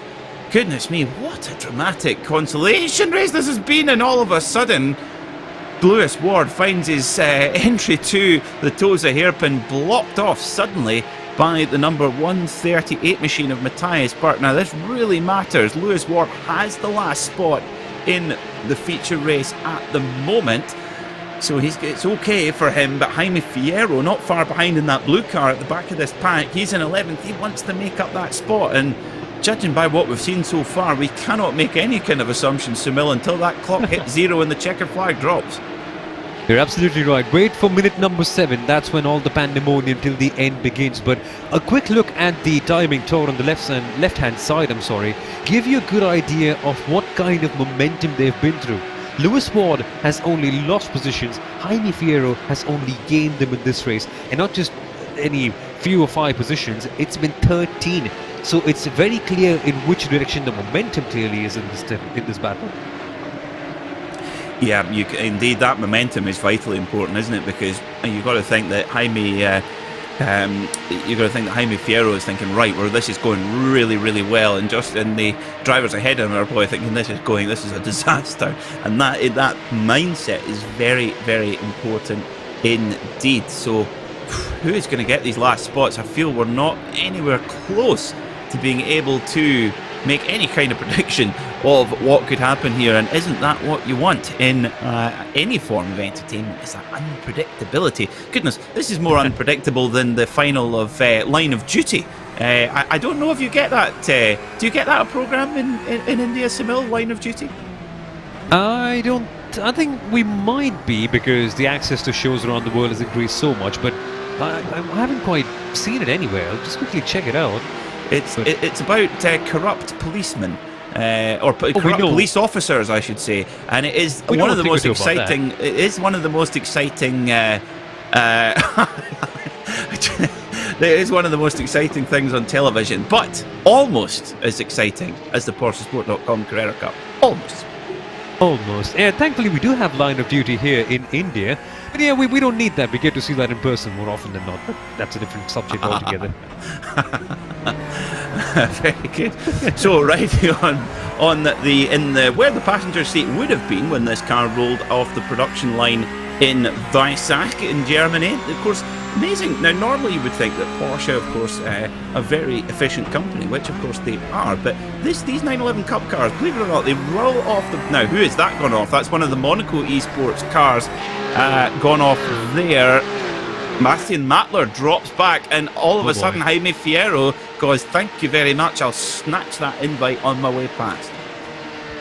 Yeah, that's a real shame. Bastian Mattler not quite getting the momentum in since the start of this race meeting that we're having right here today. Take a look at these battles right here, though. Got De Souza and Donati right now. Donati having to defend quite well. Remember, as it stands, both of these drivers do make it into the feature race, but there's always that push to get a better qualifying position. Here comes Souza, and not quite getting it done still, Peter. No, not quite, but it's getting very, very frantic here at Imola. Costa De Souza having to go very defensive, hard on the brakes, still tuck it up there and get a good exit. Very important indeed. Look how close these cars are. We've got Clement Andriot at the front there, then Donati, De Souza, Burke, Lewis Ward, and Jaime Fierro in 10th. And Bastian Mattler, remember, he was running obviously a little bit further up, but went off at the Ravazza double left-hander, and he will have plenty pace underneath that car. 6 minutes to go here at Imola in this consolation race, and I have to say I like having this 20-minute consolation race now rather than just 10 minutes, because it really allows these storylines to shake out over the course. No, I think you're absolutely right, Peter. It just allows us to get more long-term development in that aspect, and 20 minutes is a good period. Enough time for you to get a comeback story of sorts as well, get some good hard racing, and then plan a good move for the end. All these things that we like from our racing, there's just enough time for that. But take a look at what happened to the EXA Simsport car, right? It's completely broken off, completely damaged, and it'll be some challenge to just drive it back up right there. Yeah, and still fighting is Matthias Burke in 8th place in that 138. As you can see, yeah, a little bit of damage, but he is still fighting on and still has his invite. That's the main thing. And we see Jaime Fierro. Oh, De Souza's off as well. So they both lock up going into Tamburello. And Bastian Mattler says, I'll have that back. That was mine anyway. And De Souza, I think, having to serve a penalty here. Oh, my goodness me. Well, Every time you look around, there's something happening here in the PorscheSport.com Carrera Cup. 20 minutes. How much more action can you pack into 20 minutes? But these drivers, if any of them complain though, Soumil, about being tired, I will refer them to none other than Brian Redman. In 1970, Brian Redman won the Imola 500 kilometres in a Porsche 917, driving on his own. 500 kilometres of Imola non-stop. That's double hard. That's double hard. That takes some commitment right there. And those Porsches back in the day used to be even harder to drive, dare I say this. You can guarantee that, yes. And the front crumple zone were your ankles in a 917, and there are thicker pieces of newspaper than the bodywork of that car as well, but that was what made it so fast. As we see, Fierro goes straight past De Souza, and I wonder, is that De Souza serving another slowdown penalty for a breach at Alta, possibly? Yeah, we've seen that happen early on in this race with Alexei Nazov, unfortunately, and it's a real shame, right? You see the Alta chicane, and as a driver you feel, man, that really disrupts my momentum. Might as well try and find a way out to cut it and see what I can make of it, but you try that a bit too hard, and the iRacing police, which is known to be slightly more lenient around Imola in relation to other tracks, well, they'll still come back on you and say, not allowed, my friend. Yeah, they're kind of like Italian police who catch you speeding. They shake your hand and give you a pat in the back for your bravery, possibly. And then all of a sudden, yeah, you're thrown in the back of the police car. So there is a line, but just don't cross it. So, goodness me, 3 minutes to go here in the Consolation race, and if this is almost too much, well, of course we've got the feature race to come. Which, well, who's going to win that? I honestly couldn't tell you, and I do think I'd be very surprised, Soumil, if there is a breakaway in the feature race. There's just so many drivers that have got so much pace. I'm so keen to see what happens there, Peter. Seeing them fight so hard at the top of the heat races, all our championship protagonists. We've seen one of them come back and stage an epic comeback in the end as well. He didn't even need the Consolation race for that one. The way this is going to pan out is going to be superb, and not just at the top. Because the drivers who we are seeing right now on your screen, the likes of Lewis Ward, Matthias Berg, Martin Donati, Clement Andriot, they will be making their way into the feature race too. And considering how they're fighting right now, expect them to come up with a few gems at the top of the field as well. Yep, absolutely. Wait a minute. Lockups galore here into Ravazza. That's one of the... that is Donati, Martin Donati going a little bit wide here, and Lewis Ward's got a good run, but you can see he's got a lot of damage on the front of that car. That will affect his straight line speed, but he's glued to the back of Donati's Porsche. You can see the 138 of Matthias Berg. He's staying well out the way. He's saying, absolutely no way am I getting tangled up in this. But Donati throws the block. Donati throws the block on Berg, and Ward goes, now I'm going to give it a little bit of distance, and through they go Tamburello. They somehow all get through clean. 1 minute and 45 to go here, and who's that off? That's Schmitz. Schmitz was off, our former podium runner. Oh, dearie me, Jan Schmitz down to 9th position, but at the moment, just hanging on to... No, he's gone to 11th. Oh, so this could be agony for Jan Schmitz. Oh, from 3rd place, off he goes. Heartbreak. Heartbreak or hardware break as well, Peter. That's an absurd accident. You usually won't expect anyone to go right there around the corner. You have to go straight on, not there. And I won't expect that to happen normally as well from Schmidt, so perhaps some hardware issues going on right there, or could be anything. I was once commentating on a Formula 3 race on the iRacing service where someone actually misconfigured a button on their wheel so that when they clicked it, the Windows tab would come up and open up, the Windows taskbar. And that was in the middle of the race, and that person was leading. And so they've lost the race from there as well. So it could be absurd things happening at the back. But when you're fighting for a slot in the final feature race, and when you're in a position where you can get that, and that happens, yeah, heartbreak is the only word left to mind. Well, it's not done yet, because Jaime Fierro is only a half a second ahead of Jan Schmitz. So we come on to the final lap here of the Consolation race.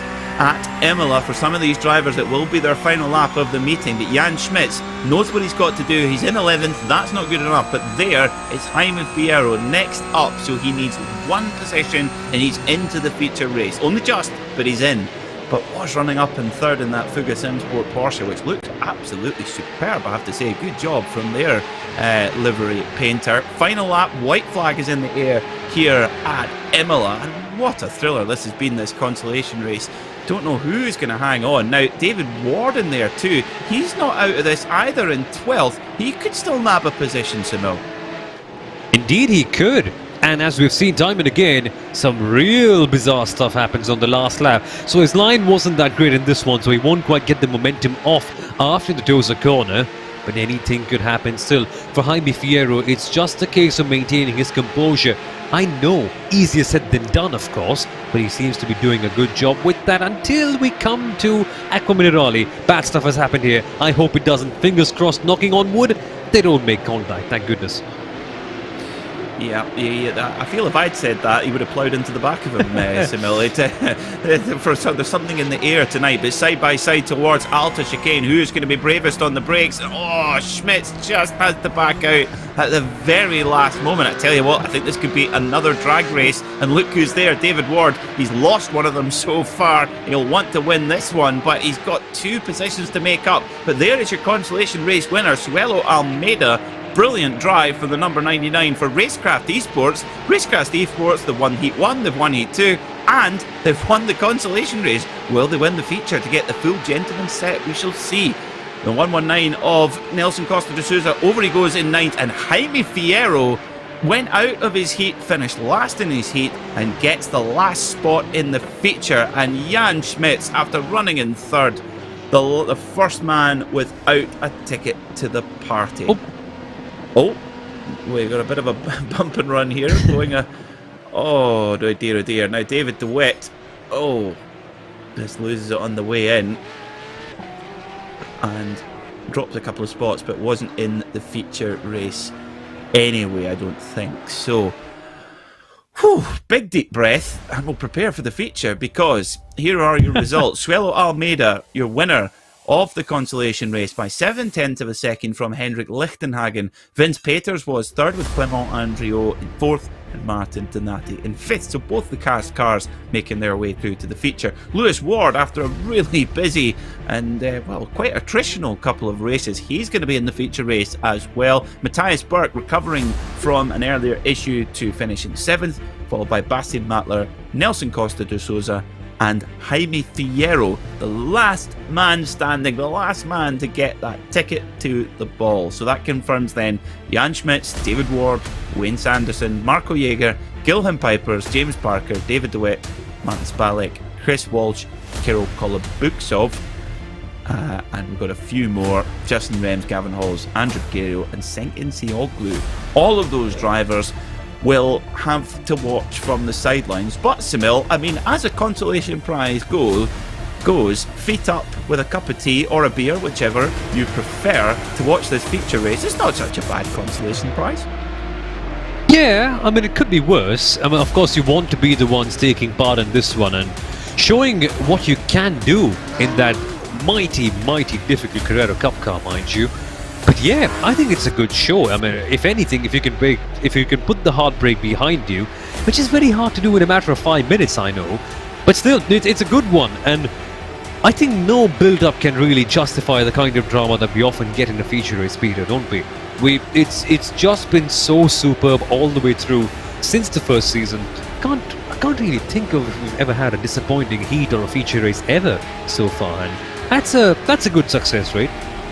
It is indeed a very good strike rate indeed. As you can see, some of the drivers are out just making 1 or 2 final tweaks, just getting their eye back in, particularly if they weren't in the consolation race. Might want to just go out and put a couple of laps in just to get back up to speed, get those sensations going again. And we will be going for our 30-minute feature race here at Imola. It's you've got to think now, Soumil, the drivers, particularly if you've had to come through the consolation race, now you're sort of 40 minutes of driving, you've now got 30 minutes. Now, that might not sound much, but at this level of competition on a circuit like Imola, that's going to put the drivers to the test between the ears, as they say.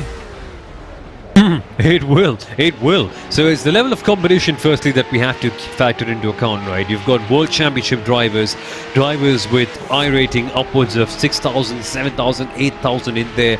I know it's a critical topic to discuss because iRating is in everything. But there's that. There is the championship implications into perspective that we're also talking about. Even for the AM category, mind you, where Nick Harwood is leading, and then you put the car into it, and the car is like the real kicker, isn't it? Because it's so hard to drive. It's a car where you can never really be comfortable, and it's lovely. It's a lesson in management to never be comfortable, because comfortable teams and outlets and even people and drivers for that matter, they tend to slack. That gives bad performance. The Porsche, well, it does that on your own for you, and then you add Imola to it. Adds to make quite a good show, Peter. I think it's a good mix. What do you reckon? I think it's it's a cauldron of drama ready to pour out all over the tarmac here at Imola. Well, warm-up is over and it's time to get down to business. Who is going to take this feature race win? Of course, we saw Kevin Nielsen victorious 4 weeks ago in round 1 at Mid-Ohio, and Brian Lockwood winning last time out at Zolder. Who will it be here today at Imola? Sam Coiter starts on pole position for Racecraft Esports alongside his teammate Kane Halliburton. Quentin Violati and Dylan Burr start on the second row, with Alexander Lauritsen and Gononzo Tastelin on row 3. Row 4 will be Kamil Grabowski and Maxim Ramstein. Not often do we see Maxim starting that far back in the pack. Alexander Hetmank and Pascal Costa start in the 5th row, with Brian Lockwood and Florian Lebiger on row 6. Thomas Goldelion starts 13th, followed by Mike Wisikop-Seiker, Nick Harwood, Alexei Nezov, Kevin Nielsen and Marcel Jochheim rounding out the top 18. Nick Schulte-Wisserman and Gaten Anger start on the 10th row, followed by Suelo Almeida, Hendrik Lichtenhagen, Vince Peters and Clement Andre. And your final 6 drivers for this 30-car race here at Imola: Martin Donati, Lewis Ward, Matthias Burke, Bastian Matler, Nelson Costa de Souza, and finally Jaime Fierro. So 30 cars here at Imola. It's going to be very busy, and 30 minutes, of course, this race. So you've got to keep that concentration level up all race long. And at Imola, there is almost no resting point, even when you're clattering down the front straight. It isn't really a straight, is it? It's just a kind of almost a gently weaving S, and you've always got to worry about fending off an attack into Tamburello. There's Gononzo Tastelin. Of course, we saw him biffing heads with Maxim Ramstein in the heat race. We know he's super quick. You cannot write off Tastelin for this race win. You can see our pole sitter is there, Sam Coiter in the 28 car, alongside his teammate, the number 12 of Kane Halliburton. So, although the heat race didn't go quite to plan for Racecraft team owner Brian Lockwood, he'll be pretty happy to see his cars at the front there as well. All our drivers are ready, the lights are being prepared, and off we go. We are green for the feature race here at Imola for the PorscheSport.com Carrera Cup. It's a brilliant start from Sam Coiter, absolute rocket ship into Tamburello. The number 12 of Kane Halliburton maintains his position as well. Decent start from Quentin Violati. He holds third, the driver off at the back. I think that might be Hendrik Lichtenhagen. Indeed, yeah, no, there's a big crash involving the Racecraft esports car. And it's not just them, it's 2 Racecraft cars and an AXA machine as well. We'll get back to who it really was. Oh my goodness me, that's not how you want to start a feature race. While we see 2 Racecraft esports cars completely in the scrapyard at the back, there's 2 leading at the top as well.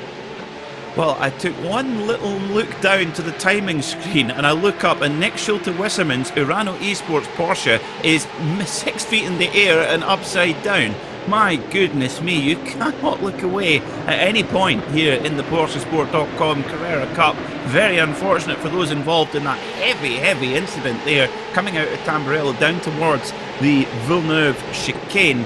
But through we go, through one of the greatest chicanes in Europe, I think, the Alta chicane, where you're getting a proper skateboard kicker jump there. But Sam Coiter leads, and I tell you what, Soumil, he looks super comfortable in the lead. He's really on it tonight.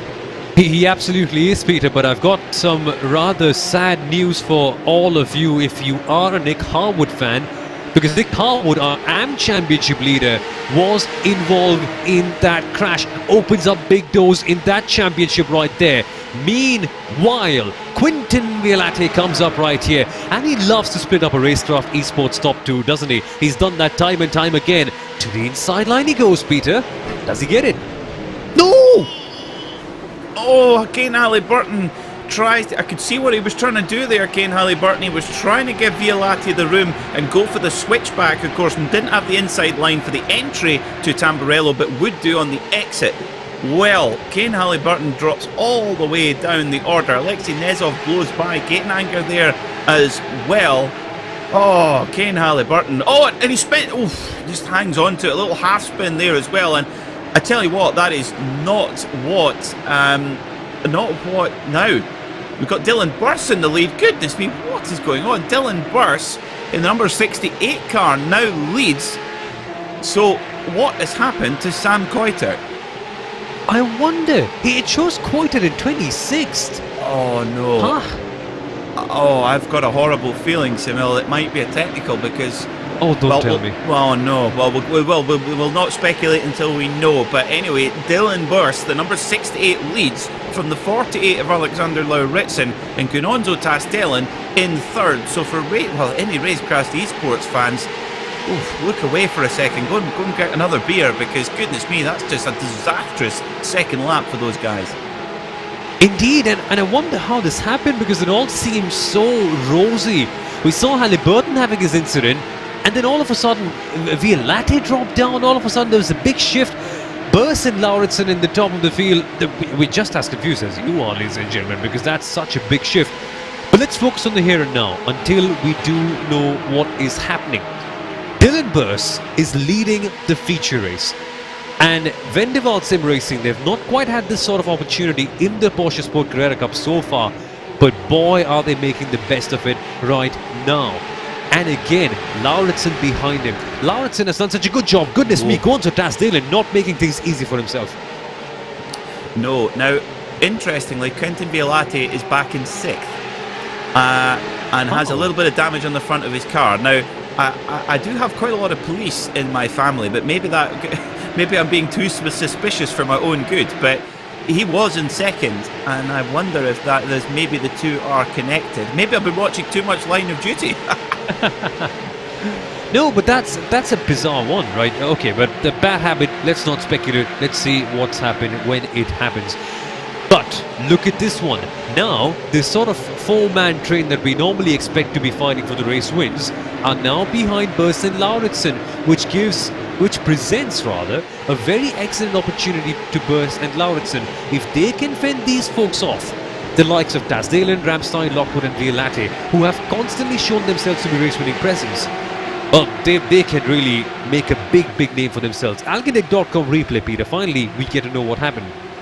Well, we're going to see what happens to Nick Schulte-Wisserman, who, the number 199, dearie me, the number 199 of Nick Harwood moves across. I don't think he saw Schulte-Wisserman there. It's so busy. You're so in the heart of it as well, and unless you've got a very, very good spotter, it's so hard to catch everything. And there is a little bit of instinct involved. There's a little bit of luck involved as well, to be quite honest. And it just wasn't there. Almeida spins off our consolation race winner, and dearie me, Bad chaos. The only word I could find for that.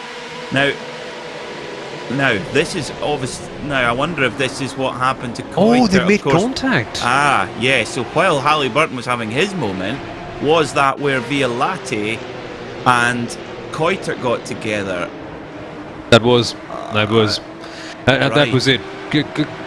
The normal, the regular, but the sad one, the sad Imola turn 1 incident. Another good look at this one, and who can even blame for that? That just happens so often at Imola, man. I agree with you. It's very easy to have to think you have to apportion blame, but sometimes it can just be a little bit of a 50-50. Let's have a look from the chopper. This will give us a really good idea.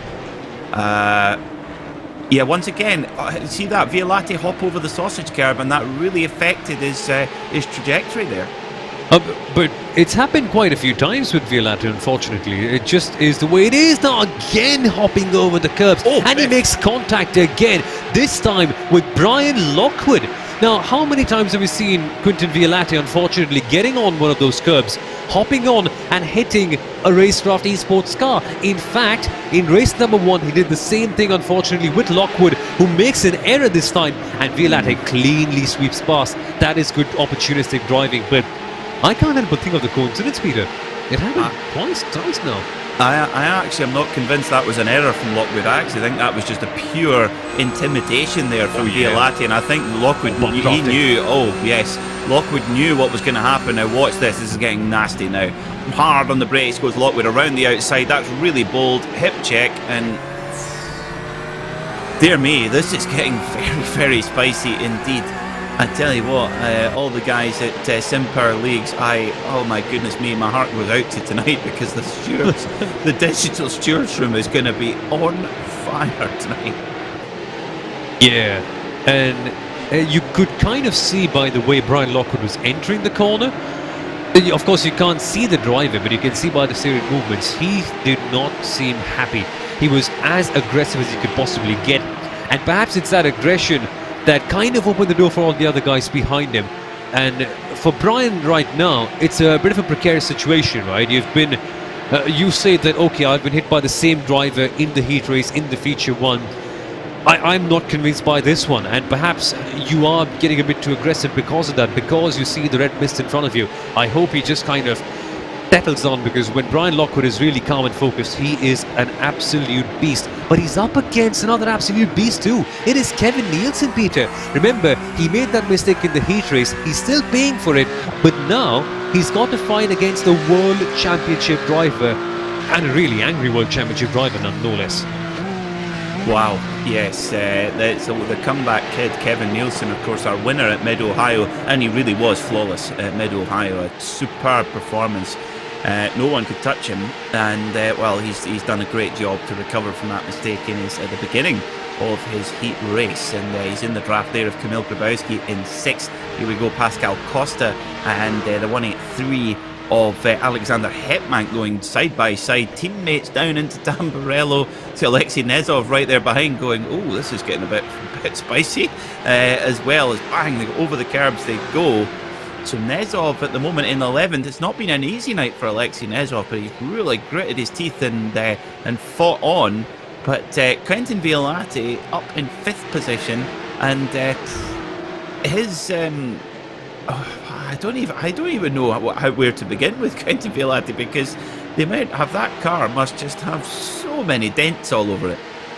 It does. You can see the front left of that car, front right, my bigger pardon.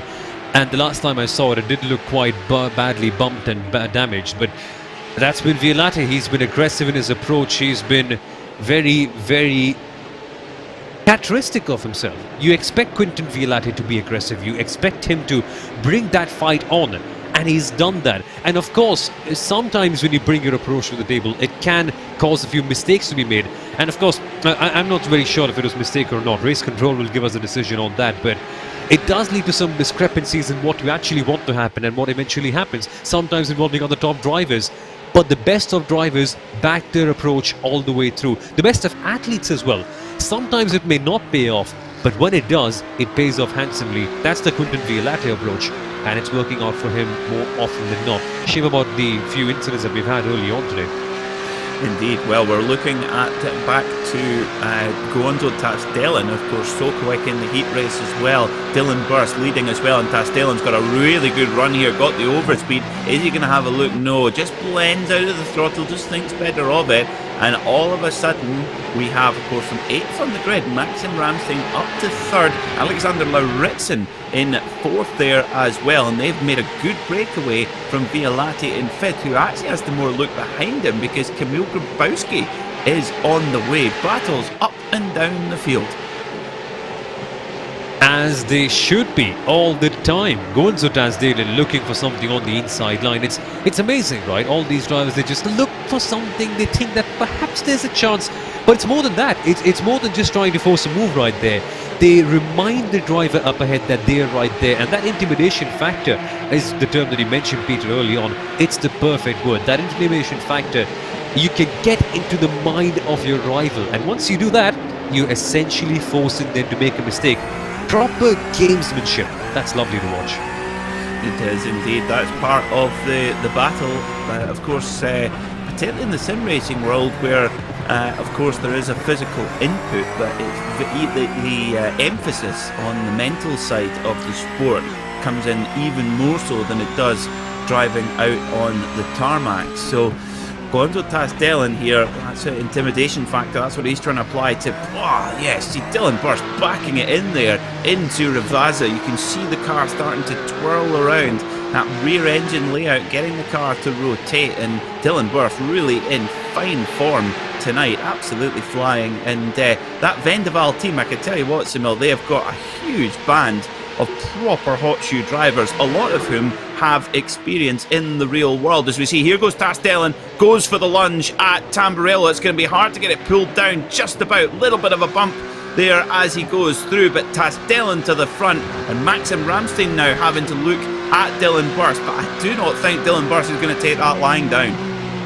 Absolutely, yeah, Dylan Burst will want to fight back down, and here comes Maxim Ramstein. You see, that's the kind of competition in the PorscheSport Carrera Cup. You make an error, you lose a position, there is no time for you to think about it and be sad over it, because right behind will be a World Championship driver. You've got a feel for Dylan Burst, but he will eventually fight back on that one. But this means, Peter, for the first time in the feature race, we actually have a Turkish driver leading for the first time, and that's a lovely sight. Can Tasdellin finally get that win in? Well, he's certainly got the pace underneath the car to do it, but the pace is only just one part of the recipe that you need to succeed in a field of this depth here in the PorscheSport.com Carrera Cup. Of course, PorscheSport.com, the leading Porsche independent news site for all things Porsche in racing, motorsport and further afield. Of course, weekly podcast out this week where we'll be breaking down all the action from this round here at Imola. It's been an absolute cracker, my favourite of the season so far, I have to say. And it's the unpredictability we're getting, Soumil. I mean, last season we had a superb season, but we kind of knew before we came in that it would usually be Ramstein versus T more often than not. But now, I mean, put 10 names in a hat and shuffle them and see which one falls out first. Yeah, exactly. That's lovely. And full credit to the season organisers, right? The way they've managed to attract some of the top talent has been superb. Hey, no, Brian Lockwood hit at the back. That is so unfortunate. Lockwood is such a force in this championship, such a fast driver. That's the last thing he needed this weekend, Peter. That is the absolute last thing you wanted to see happen to him. And I feel that may be what people refer to as the rage quit there. And actually, you cannot blame Brian Lockwood. It's absolutely, yeah, it looks like he got a bit of a help there just from that camera angle. But he obviously not really any damage there. Everyone's streaming by and could have got going, but just decided just enough is enough. Poor old Brian Lockwood. Do you know what? I think he's had race-winning pace today, Soumil, but stuff like that just keeps happening to him. And it's so sad because knowing Brian Lockwood, knowing the kind of driver he is, you want to see him challenging for race wins, which he will, when this sort of bad luck sometimes isn't there. But yeah, a real shame. So many incidents, some 50-50 ones, some 60-70 ones, but 60-30 ones, 60-40. Where is my math going today? Yeah, but really not working out in his favour at all this weekend. Perhaps a short break, perhaps some short rest, getting the mind back, calm down, will help him out for the next round, because this one forces you to not be very calm, Peter. That's the best way I'd put it. Yeah, I would think that Brian will be pretty angry right now, and that's completely understandable. But we must add that, of course, all of the drivers in this championship have one drop round. So if you have a complete disaster, you do have that up your sleeve. Now, you don't really want to have the disaster really this early on in the championship, because then you know you're up against it. But it is there, so it is not. You can mitigate the damage by following it up with some good races after that. Now, Alexander Hedmag, oh dearie me, clipping the number 47 car there. Oh, it was one of the RAG Esports. That's Florian Lebiger. Dear me. Switching and swapping, and now it's Grabowski versus Violati. Oh, dearie me. And tell you what, this is a locking of horns here, because Grabowski leaves absolutely nothing on the table. Neither does Violati, and this will be a proper battle now as well. And Kevin Nielsen looking in the mirror saying, fantastic, I'll just let them have a bit of a ding-dong and I'll clear off into the distance. Yeah, and hopefully, I mean, for Kevin Nielsen, had he not been focused so much on getting the top prize, which he should be focused on, he could have watched back, sat back and enjoyed this battle, because seriously, that's not a bad place to be in either. Because these guys, when they put up a show, they put up quite a one. And you always expect a good show with Quinton Violati, don't you? He's a man who can go out there and entertain all the time. He's a proper juggernaut of sorts. Let's see what he can make of it right now. But what I have to point out, Peter, is that Dylan Burse, he has still held on to that position so well. And that is superb, because when given the chance, Burse, we know he can shine out so brightly. But this has been a proper exhibition from him. It has indeed, but do remember that the leading 4 drivers are well within a second. There they are, 1, 2, 3, 4, and here goes Maxim Ramstein, makes his move. That's beautiful move there from Maxim Ramstein, absolutely pristine there from the Dutchman in the 29 car, makes his move and squares up to Tas Dillon. Now, look, remember back to the heat race, Tas Dillon and Ramstein miles ahead, locked horns, off they went, and lost the heat race win to Kane Halliburton. Remember that? So I'm sure that will be going through both drivers' mind right now. So you see Dylan Burse in the 68 car, he's far from done. Now, interestingly, it depends how hard these guys battle, but if they get into it really hard, maybe we might have Kevin Nielsen coming on the scene. However, the only problem for Kevin Nielsen is that, of course, Quinton Violati is now starting to break away from Kamil Grabowski, so we might now have a Nielsen versus Violati battle. Goodness me, we are truly spoiled. We are, and who does not want to see a battle between Kevin Nielsen and Quinton Violati? That would be something that puts up all the numbers up on the stream. People want to tune in to watch that sort of stuff. That is amazing. Now then, what's going on right here? Maxim Ramstein, Peter, he's admitted himself that he hasn't quite found the momentum early on in this season. This could be his chance, you know. Sometimes for great drivers, sometimes for great champions, you're at that sort of crossroads where you just need that one win to inspire you back on. Maybe this could be it for Maxim Ramstein. He's up against a hard opposition nonetheless, but he made a really good move on Burse. Perhaps that could inspire him to get one up on Tas Dillon as well. Quite possibly, but a little bit of a shaky exit there out of Rivasa for Ramstein. And what on earth is going there? Slow down! Oh my goodness me, that's so unfortunate. Oh, well spotted, Soumil. Going on to Tas Dillon has got a slowdown, so he's just cut the chicane. Sorry, just cut the double left-hander of Rivasa at some point. Oh my, and that gives him all the work to do. Now, if you're Maxim Ramstein right now, you want to just push qualifying lap style and try to stretch it, but that's going to be very difficult indeed. Dylan Burse is not going to let Ramstein get away that easily, but all the while, this sort of trading of positions, that gap actually back to Nielsen has dropped down a little bit, just by about half a second or so. Yeah, but I'm confused, Peter. I just quickly checked the replay a couple of seconds ago, and I don't get why Tas Dillon got the slowdown. He was fine at Rivazza, at both the corners. He was just okay. He's got, I think, one wheel on the exit of it, which I don't think is too bad. So that's a bit of a confusing one. I'll take a deeper review of that once the race is done, but that's not race control that's given him a slowdown. That's the iRacing AI that's done it. It might have actually dated back to the Alta chicane, possibly. Yeah, that is it. As well. So, this is what drama. I'll sleep tonight, that's for sure, because this has been non-stop. Maxim Ramstein, Dylan Burse, Alexander Lauritsen and Gonzalo Tas Dillon. 1, 2, 3, 4 right now, just as quick as that. 8 minutes and 50 seconds to go here. You might be able to get away from us, but you won't get away from our producer Hugo Luis. That is why he got the slowdown, the Alta chicane, catching out only big names today, Peter. Yes, absolutely. It's an exclusive club, that's for sure. Exclusive and prestigious club, the Alta Chicane Cutters Society. Maybe they can get a special badge. Say, I once cut the Alta Chicane, and still here to tell the tale as they hop through the Villeneuve chicane there as well. Little bit of a shaky ice again from Ramstein. It's getting very ragged as well, and Burst can smell it. You know that he can. He can see that Ramstein's having to push to the very, very last millimetre of the circuit. Lauritsen, actually, although he's probably the quietest of the group, but he's the one who's having the least number of moments there. All the other guys absolutely on the ragged edge. I guess that's what you need, right? Efficiency can sometimes be not very impressive to watch, but it can deliver superb results. Maybe that is the case with Alexander Lauritsen and the way he's performing right now. Just very efficient. Indeed, yes. German efficiency.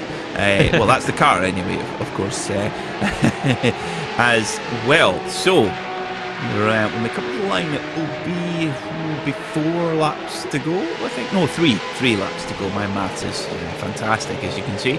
And well, who's going to be your winner? Who's your pick? Let us know here on RaceSpot TV in the YouTube comments. Let you know who's your pick. Oh, oversteer for Maxim Ramstein on the exit of Rivasa, and Dylan Burst will smell that. He'll desperately try to get on the throttle that bit earlier, coming out of Rivasa, and Ramstein is vulnerable here. Look at Burst. Burst has got the run. He goes to the inside. He has to hit the brake. He actually has to back out of it. Ramstein covers it off. Into Tamburello they go. Ramstein a little bit later on the brakes, tucks it into the apex. Beautiful stuff, but ooh, that was close one there for Maxim Ramstein, because Burst had the run on him. He did. He absolutely did. And now Ramstein finally in that position where he's always wanted to be since the start of the season, leading. And he seems so comfortable there, as always. Yeah, well, if he's comfortable, he's certainly a cool customer, that's for sure. It's the 29 of Maxim Ramstein, but Dylan Burst is throwing everything at this. This is fantastic tenacity from the Antipodean ace. Alexander Lauritsen there in third, and Tasdalen, I tell you what, that slowdown penalty is incredibly costly for Tasdalen, because he was looking so good out front and he has not been able to make an impression on Lauritsen, Burst or Ramstein yet. But is he keeping the best till last? We shall see. That would be very, very interesting, because once a Tasdalen, a driver with bags worth of aggression, who can pull out a great move from anywhere, as we have seen since the start of the season, and only in 2 rounds he has impressed so many of us watching. Let's see what he actually does right now. Getting closer at the Rivazza double left-hander. And that's not where he can't remember. Alta chicane is where he had the issue. So I know he's recognised that one. But right at the back too, Peter, there is a big, big gap to the likes of Kevin Nielsen and Quinton Violate, who are having their own scrap. They are indeed, yes. They're having a right old punch up there as well, and Ramstein really starting to stretch the issue now. And here comes Lauritsen. Lauritsen in the 48 car, but Burst is so late on the brakes. Look at that. Just gets it down to the apex, trail braking on the way in. Beautiful stuff as well. But this is now that Ramstein has that clean air, he's really starting to ask the questions now. You can just see, look at that, pulling 2 or 3 car lengths ahead, and that could be critical. And Lauritsen, if he needs to make a move, if he makes a move on Burst, he's got to do it as clean as possible. Here he goes, it has a look, and Burst shuts the door in his face, says no you do not. But in doing so, that just gives Ramstein that little bit of breathing space again as they charge up the hill towards Piratella. 4.5 minutes to go. It's going to go right to the wire here at Imola. Now we're asked for your picks for the race win on Racespot TV. PRT Motorsports channel says Hendrik Lichtenhagen currently in 20th position. Well, that would be the Cinderella story if Hendrik Lichtenhagen came through for the win. Exactly. He's a bit far off, but Lichtenhagen quite a driver himself. Currently in P20, but I'm sure he'll come up with quite an improvement the next time out. Focus on the lead battle though. Burst hopping over. Now the question is, did he cut it enough so that he gets a slowdown penalty or not? I hope he does not, because that would completely suck the life out of this battle right here. But I think he hasn't. I think he should be fine. But that looked aggressive, Peter. Oh no, mistake! Sends it too deep. He's lost both the positions. I think he might have got a tap there from Lauritsen, and I wonder if Burst maybe did get a slowdown penalty and he was trying to kind of serve it on the fly there, but no, he's back on the throttle again, so I guess not. But Lauritsen up to second, Tasdalen in the gold car on the right hand side there. Burst has the inside for Tamburello. He'll have to be very late on the brakes, as he always is. Oh, side by side with Tasdalen, we know how hard he is, and Burst shuts the door again. Brilliant driving from this young man. Absolutely fantastic, but all this shuffling out, Ramstein has taken his opportunity and he is really flaunting his World Championship credentials now. The Porsche Tag Heuer Esports Super Cup driver. Whoa! What a catch there from Gononzo Tasdalen. Oh, goodness me, he's certainly got plenty of luck to lock on his arms. He has.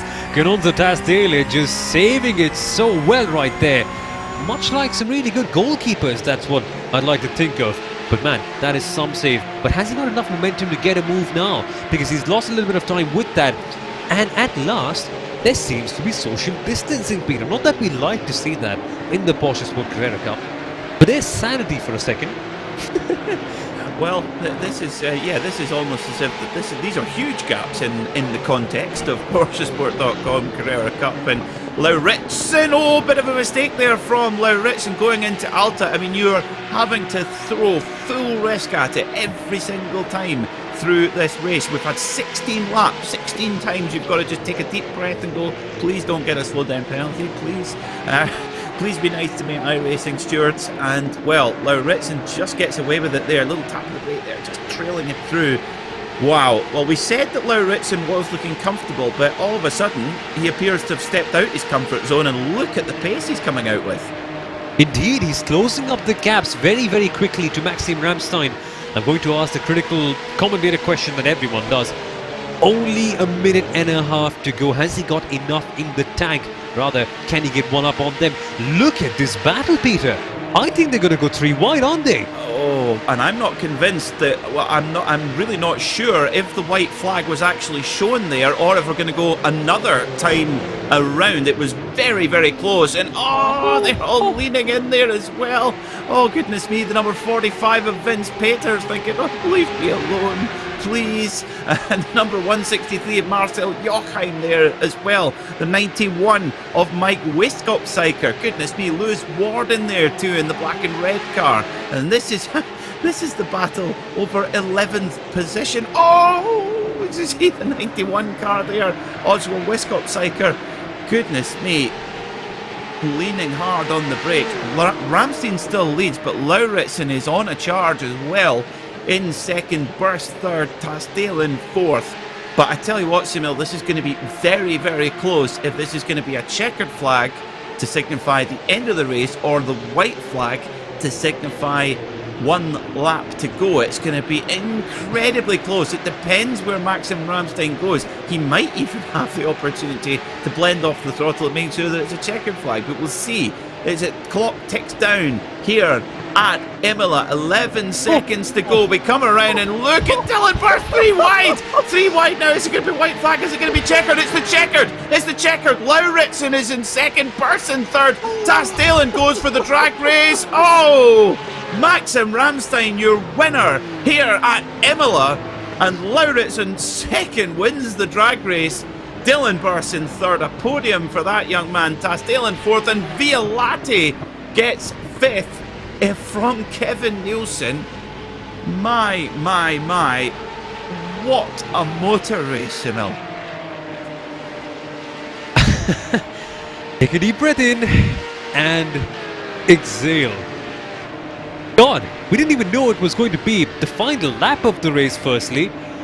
Somehow, I mean, we just ended that with a matter of a couple of seconds. A look at the Alkintech.com replay could have been so much worse for Alexander Lauritsen. He didn't make it easy for himself. Got the braking off so wrong. This is how it happened. And thank goodness for the lovely sweeping drive he got there, which gave him second place. Oof, that would have been nerve-wracking.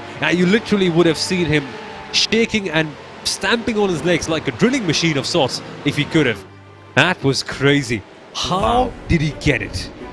Wow, I thought he was done there at this first part of Ravaza, but actually I think Tastelan having a look up the inside of Burst just gave Burst a little bit of a scare and just compromised his drive enough. Wow. Well, what a hard-fought win there for Maxim Ramstein. Thoroughly deserved. From 8th on the grid, don't forget, winning by 1.4 seconds in the end from Alexander Lauritsen, but of course much closer than that.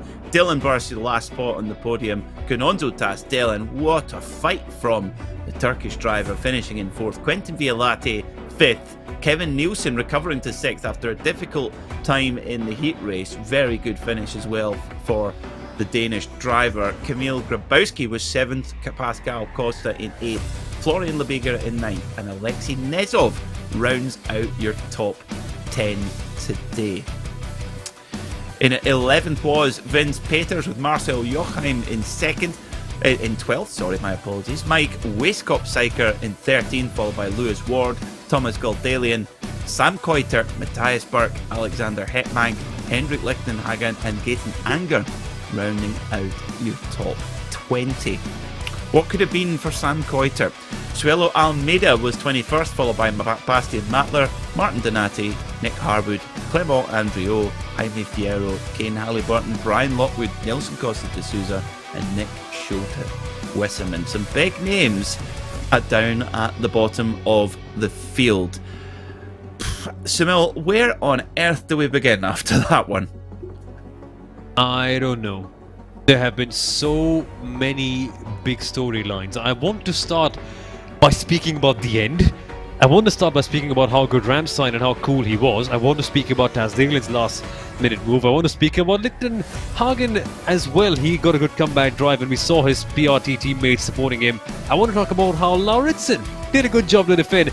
I want to talk about so many good things. Nazov's recovery drive as well. The bad luck for Lockwood. And how Racecraft won 3 races, not the final one. So who's going to write the summary for this race then? Well, it will certainly be an extensive report on PorscheSport.com during the weekend. Oh, look at that shot of Maxim Ramstein going through there. Of course, we'll be breaking down all the action on the PorscheSport.com podcast as well. But we have a race winner here. Maxim Ramstein going to join us in the commentary box. And Soumil, I will hand over our race winner, the number 29, to you. Let's see if we can get him in here to chat.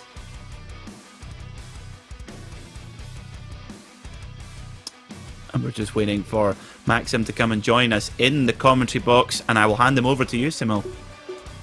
Maxim, firstly, mate, do you have a copy on us? Can you hear us? Yes. Wow, what a drive. Cool as a cucumber is what many would say. Great driving, mate. Many congratulations. Yeah, thanks. That was... it's true. Like, the harder you fight for these victories, the better they feel. So, yeah, I'm really happy with this. Maxim, it is so much fun to see those kind of battles that we had there right at the top. What got you the edge?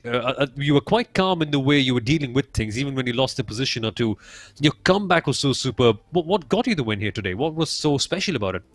Yeah, it certainly wasn't my speed, because I think pace-wise, I wasn't the fastest guy out there. I think Tasdelan, possibly Dylan, I think they had the edge, but it's so difficult to drive away on this track with the draft and everything.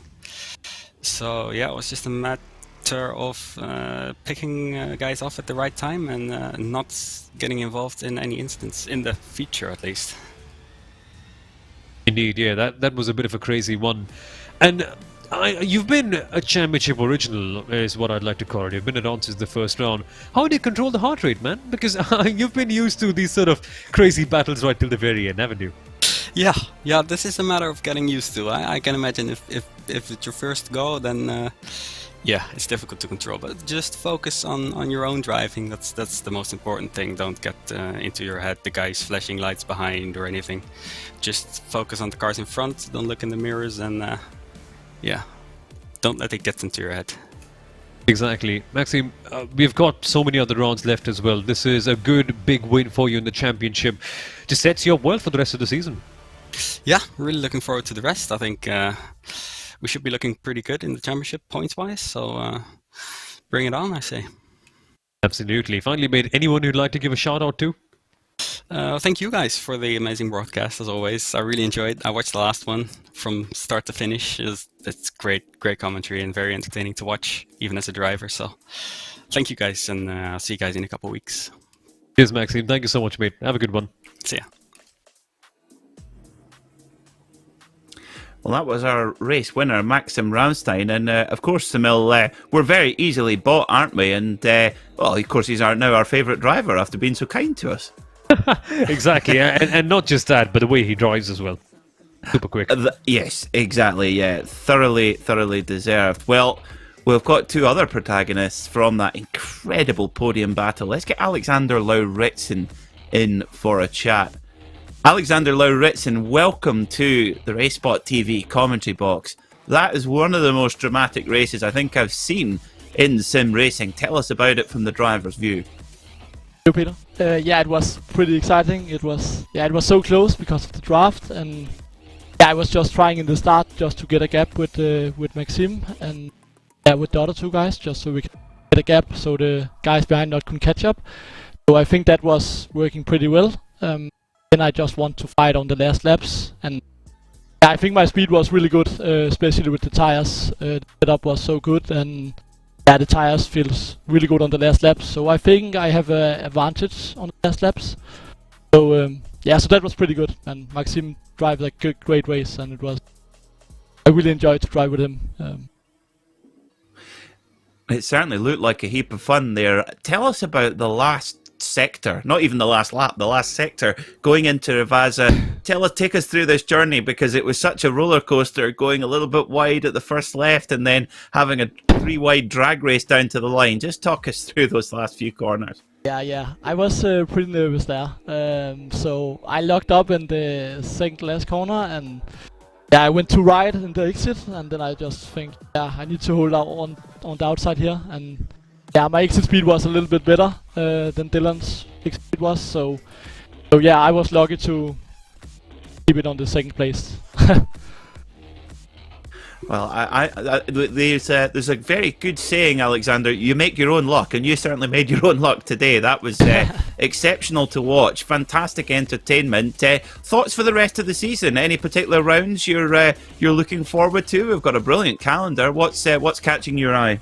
Yeah, actually all the next tracks will be some good tracks for me. The two first tracks was not the tracks I have driven most on, so all the tracks from Imola and next of the rounds is pretty good for me. So I think I will get some pretty good results. That's what I like to hear. I like the sound of that, Alexander. Well, we're looking forward to it. Before we let you go, who would you like to give a shout out to here on Racespot TV? Yeah, just all of you guys have done an amazing job, and I want to say thanks to my team and also Mikkel Gade for helping us with some coaching and data and setups and things like that. So that's really nice, and yeah, I just want to thank my teammates, Kevin also, for that drive a lot with me. So, yeah. Fantastic stuff. Alexander, I don't know the factory that all you Danish guys come out of, but you guys certainly know how to drive. Great job, and we'll see you next time. Good job. Thank you, Peter. See you. So that was Alexander Lauritsen, our second place finisher today. And Soumil, before we talk to Dylan Burst, it's really good to see Alexander Lauritsen in such fine spirits, really happy with his pace. And I tell you what, he's going to be one to watch because he sounds confident. He does. I think it has to be his best performance of the season so far. And seeing this kind of confidence from him is going to be very, very interesting, because if he performs the same way that he has today, well, we can add another big contender to that list of potential race winners. And that list just keeps on growing, Peter. It's only for the better for us. Indeed it is. Well, we have our third place finisher, Dylan Burth's absolutely tenacious performance from Dylan. And Soumil, I will hand you over to Dylan to ask him how his race went. Let's bring him in. And Dylan, mate, do you have a copy? Yeah, copy that. Roger Dodger. Ah, super, mate. What a drive this was. You really held your own up there. Congratulations, mate. What was going on in that last particular corner? Because things really got iffy right there.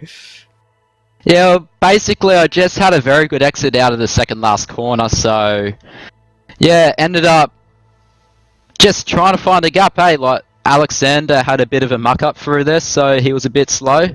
Tried to make a gap, but ended up it was there, but didn't have enough speed in the day. The tyres were shot, so I couldn't get out of the corner properly, and it ended up just wheel spinning and stuff. But yeah, lucky I held on for third there. It was getting real close.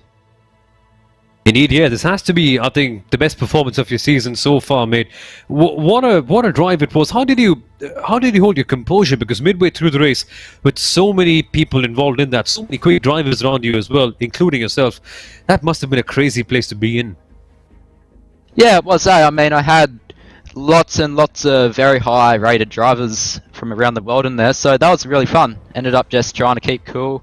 I'm pretty young, so it's a bit hard, but I mean, end of the day, got it sorted, so that's good.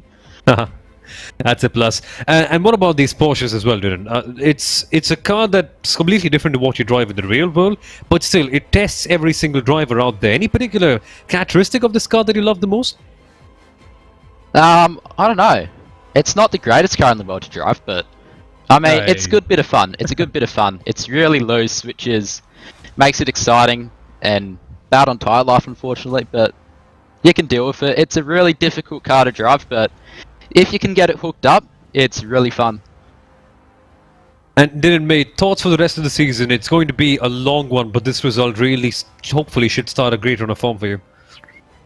Yeah, hopefully. I mean, I didn't show up to the race with much practice at all, compared to usually. Like, I had about an hour practice before the race service, so I think it might have actually ended up paying off well, because usually I'm doing a lot more than that, but yeah, I mean, pretty happy, eh? Hope to continue my form along the season.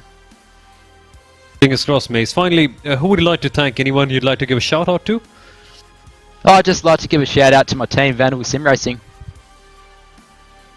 That's superb stuff, Dylan. Many congratulations, mate. Hopefully, we get to speak to you again in the next round too. Cheers, mate. Catch ya.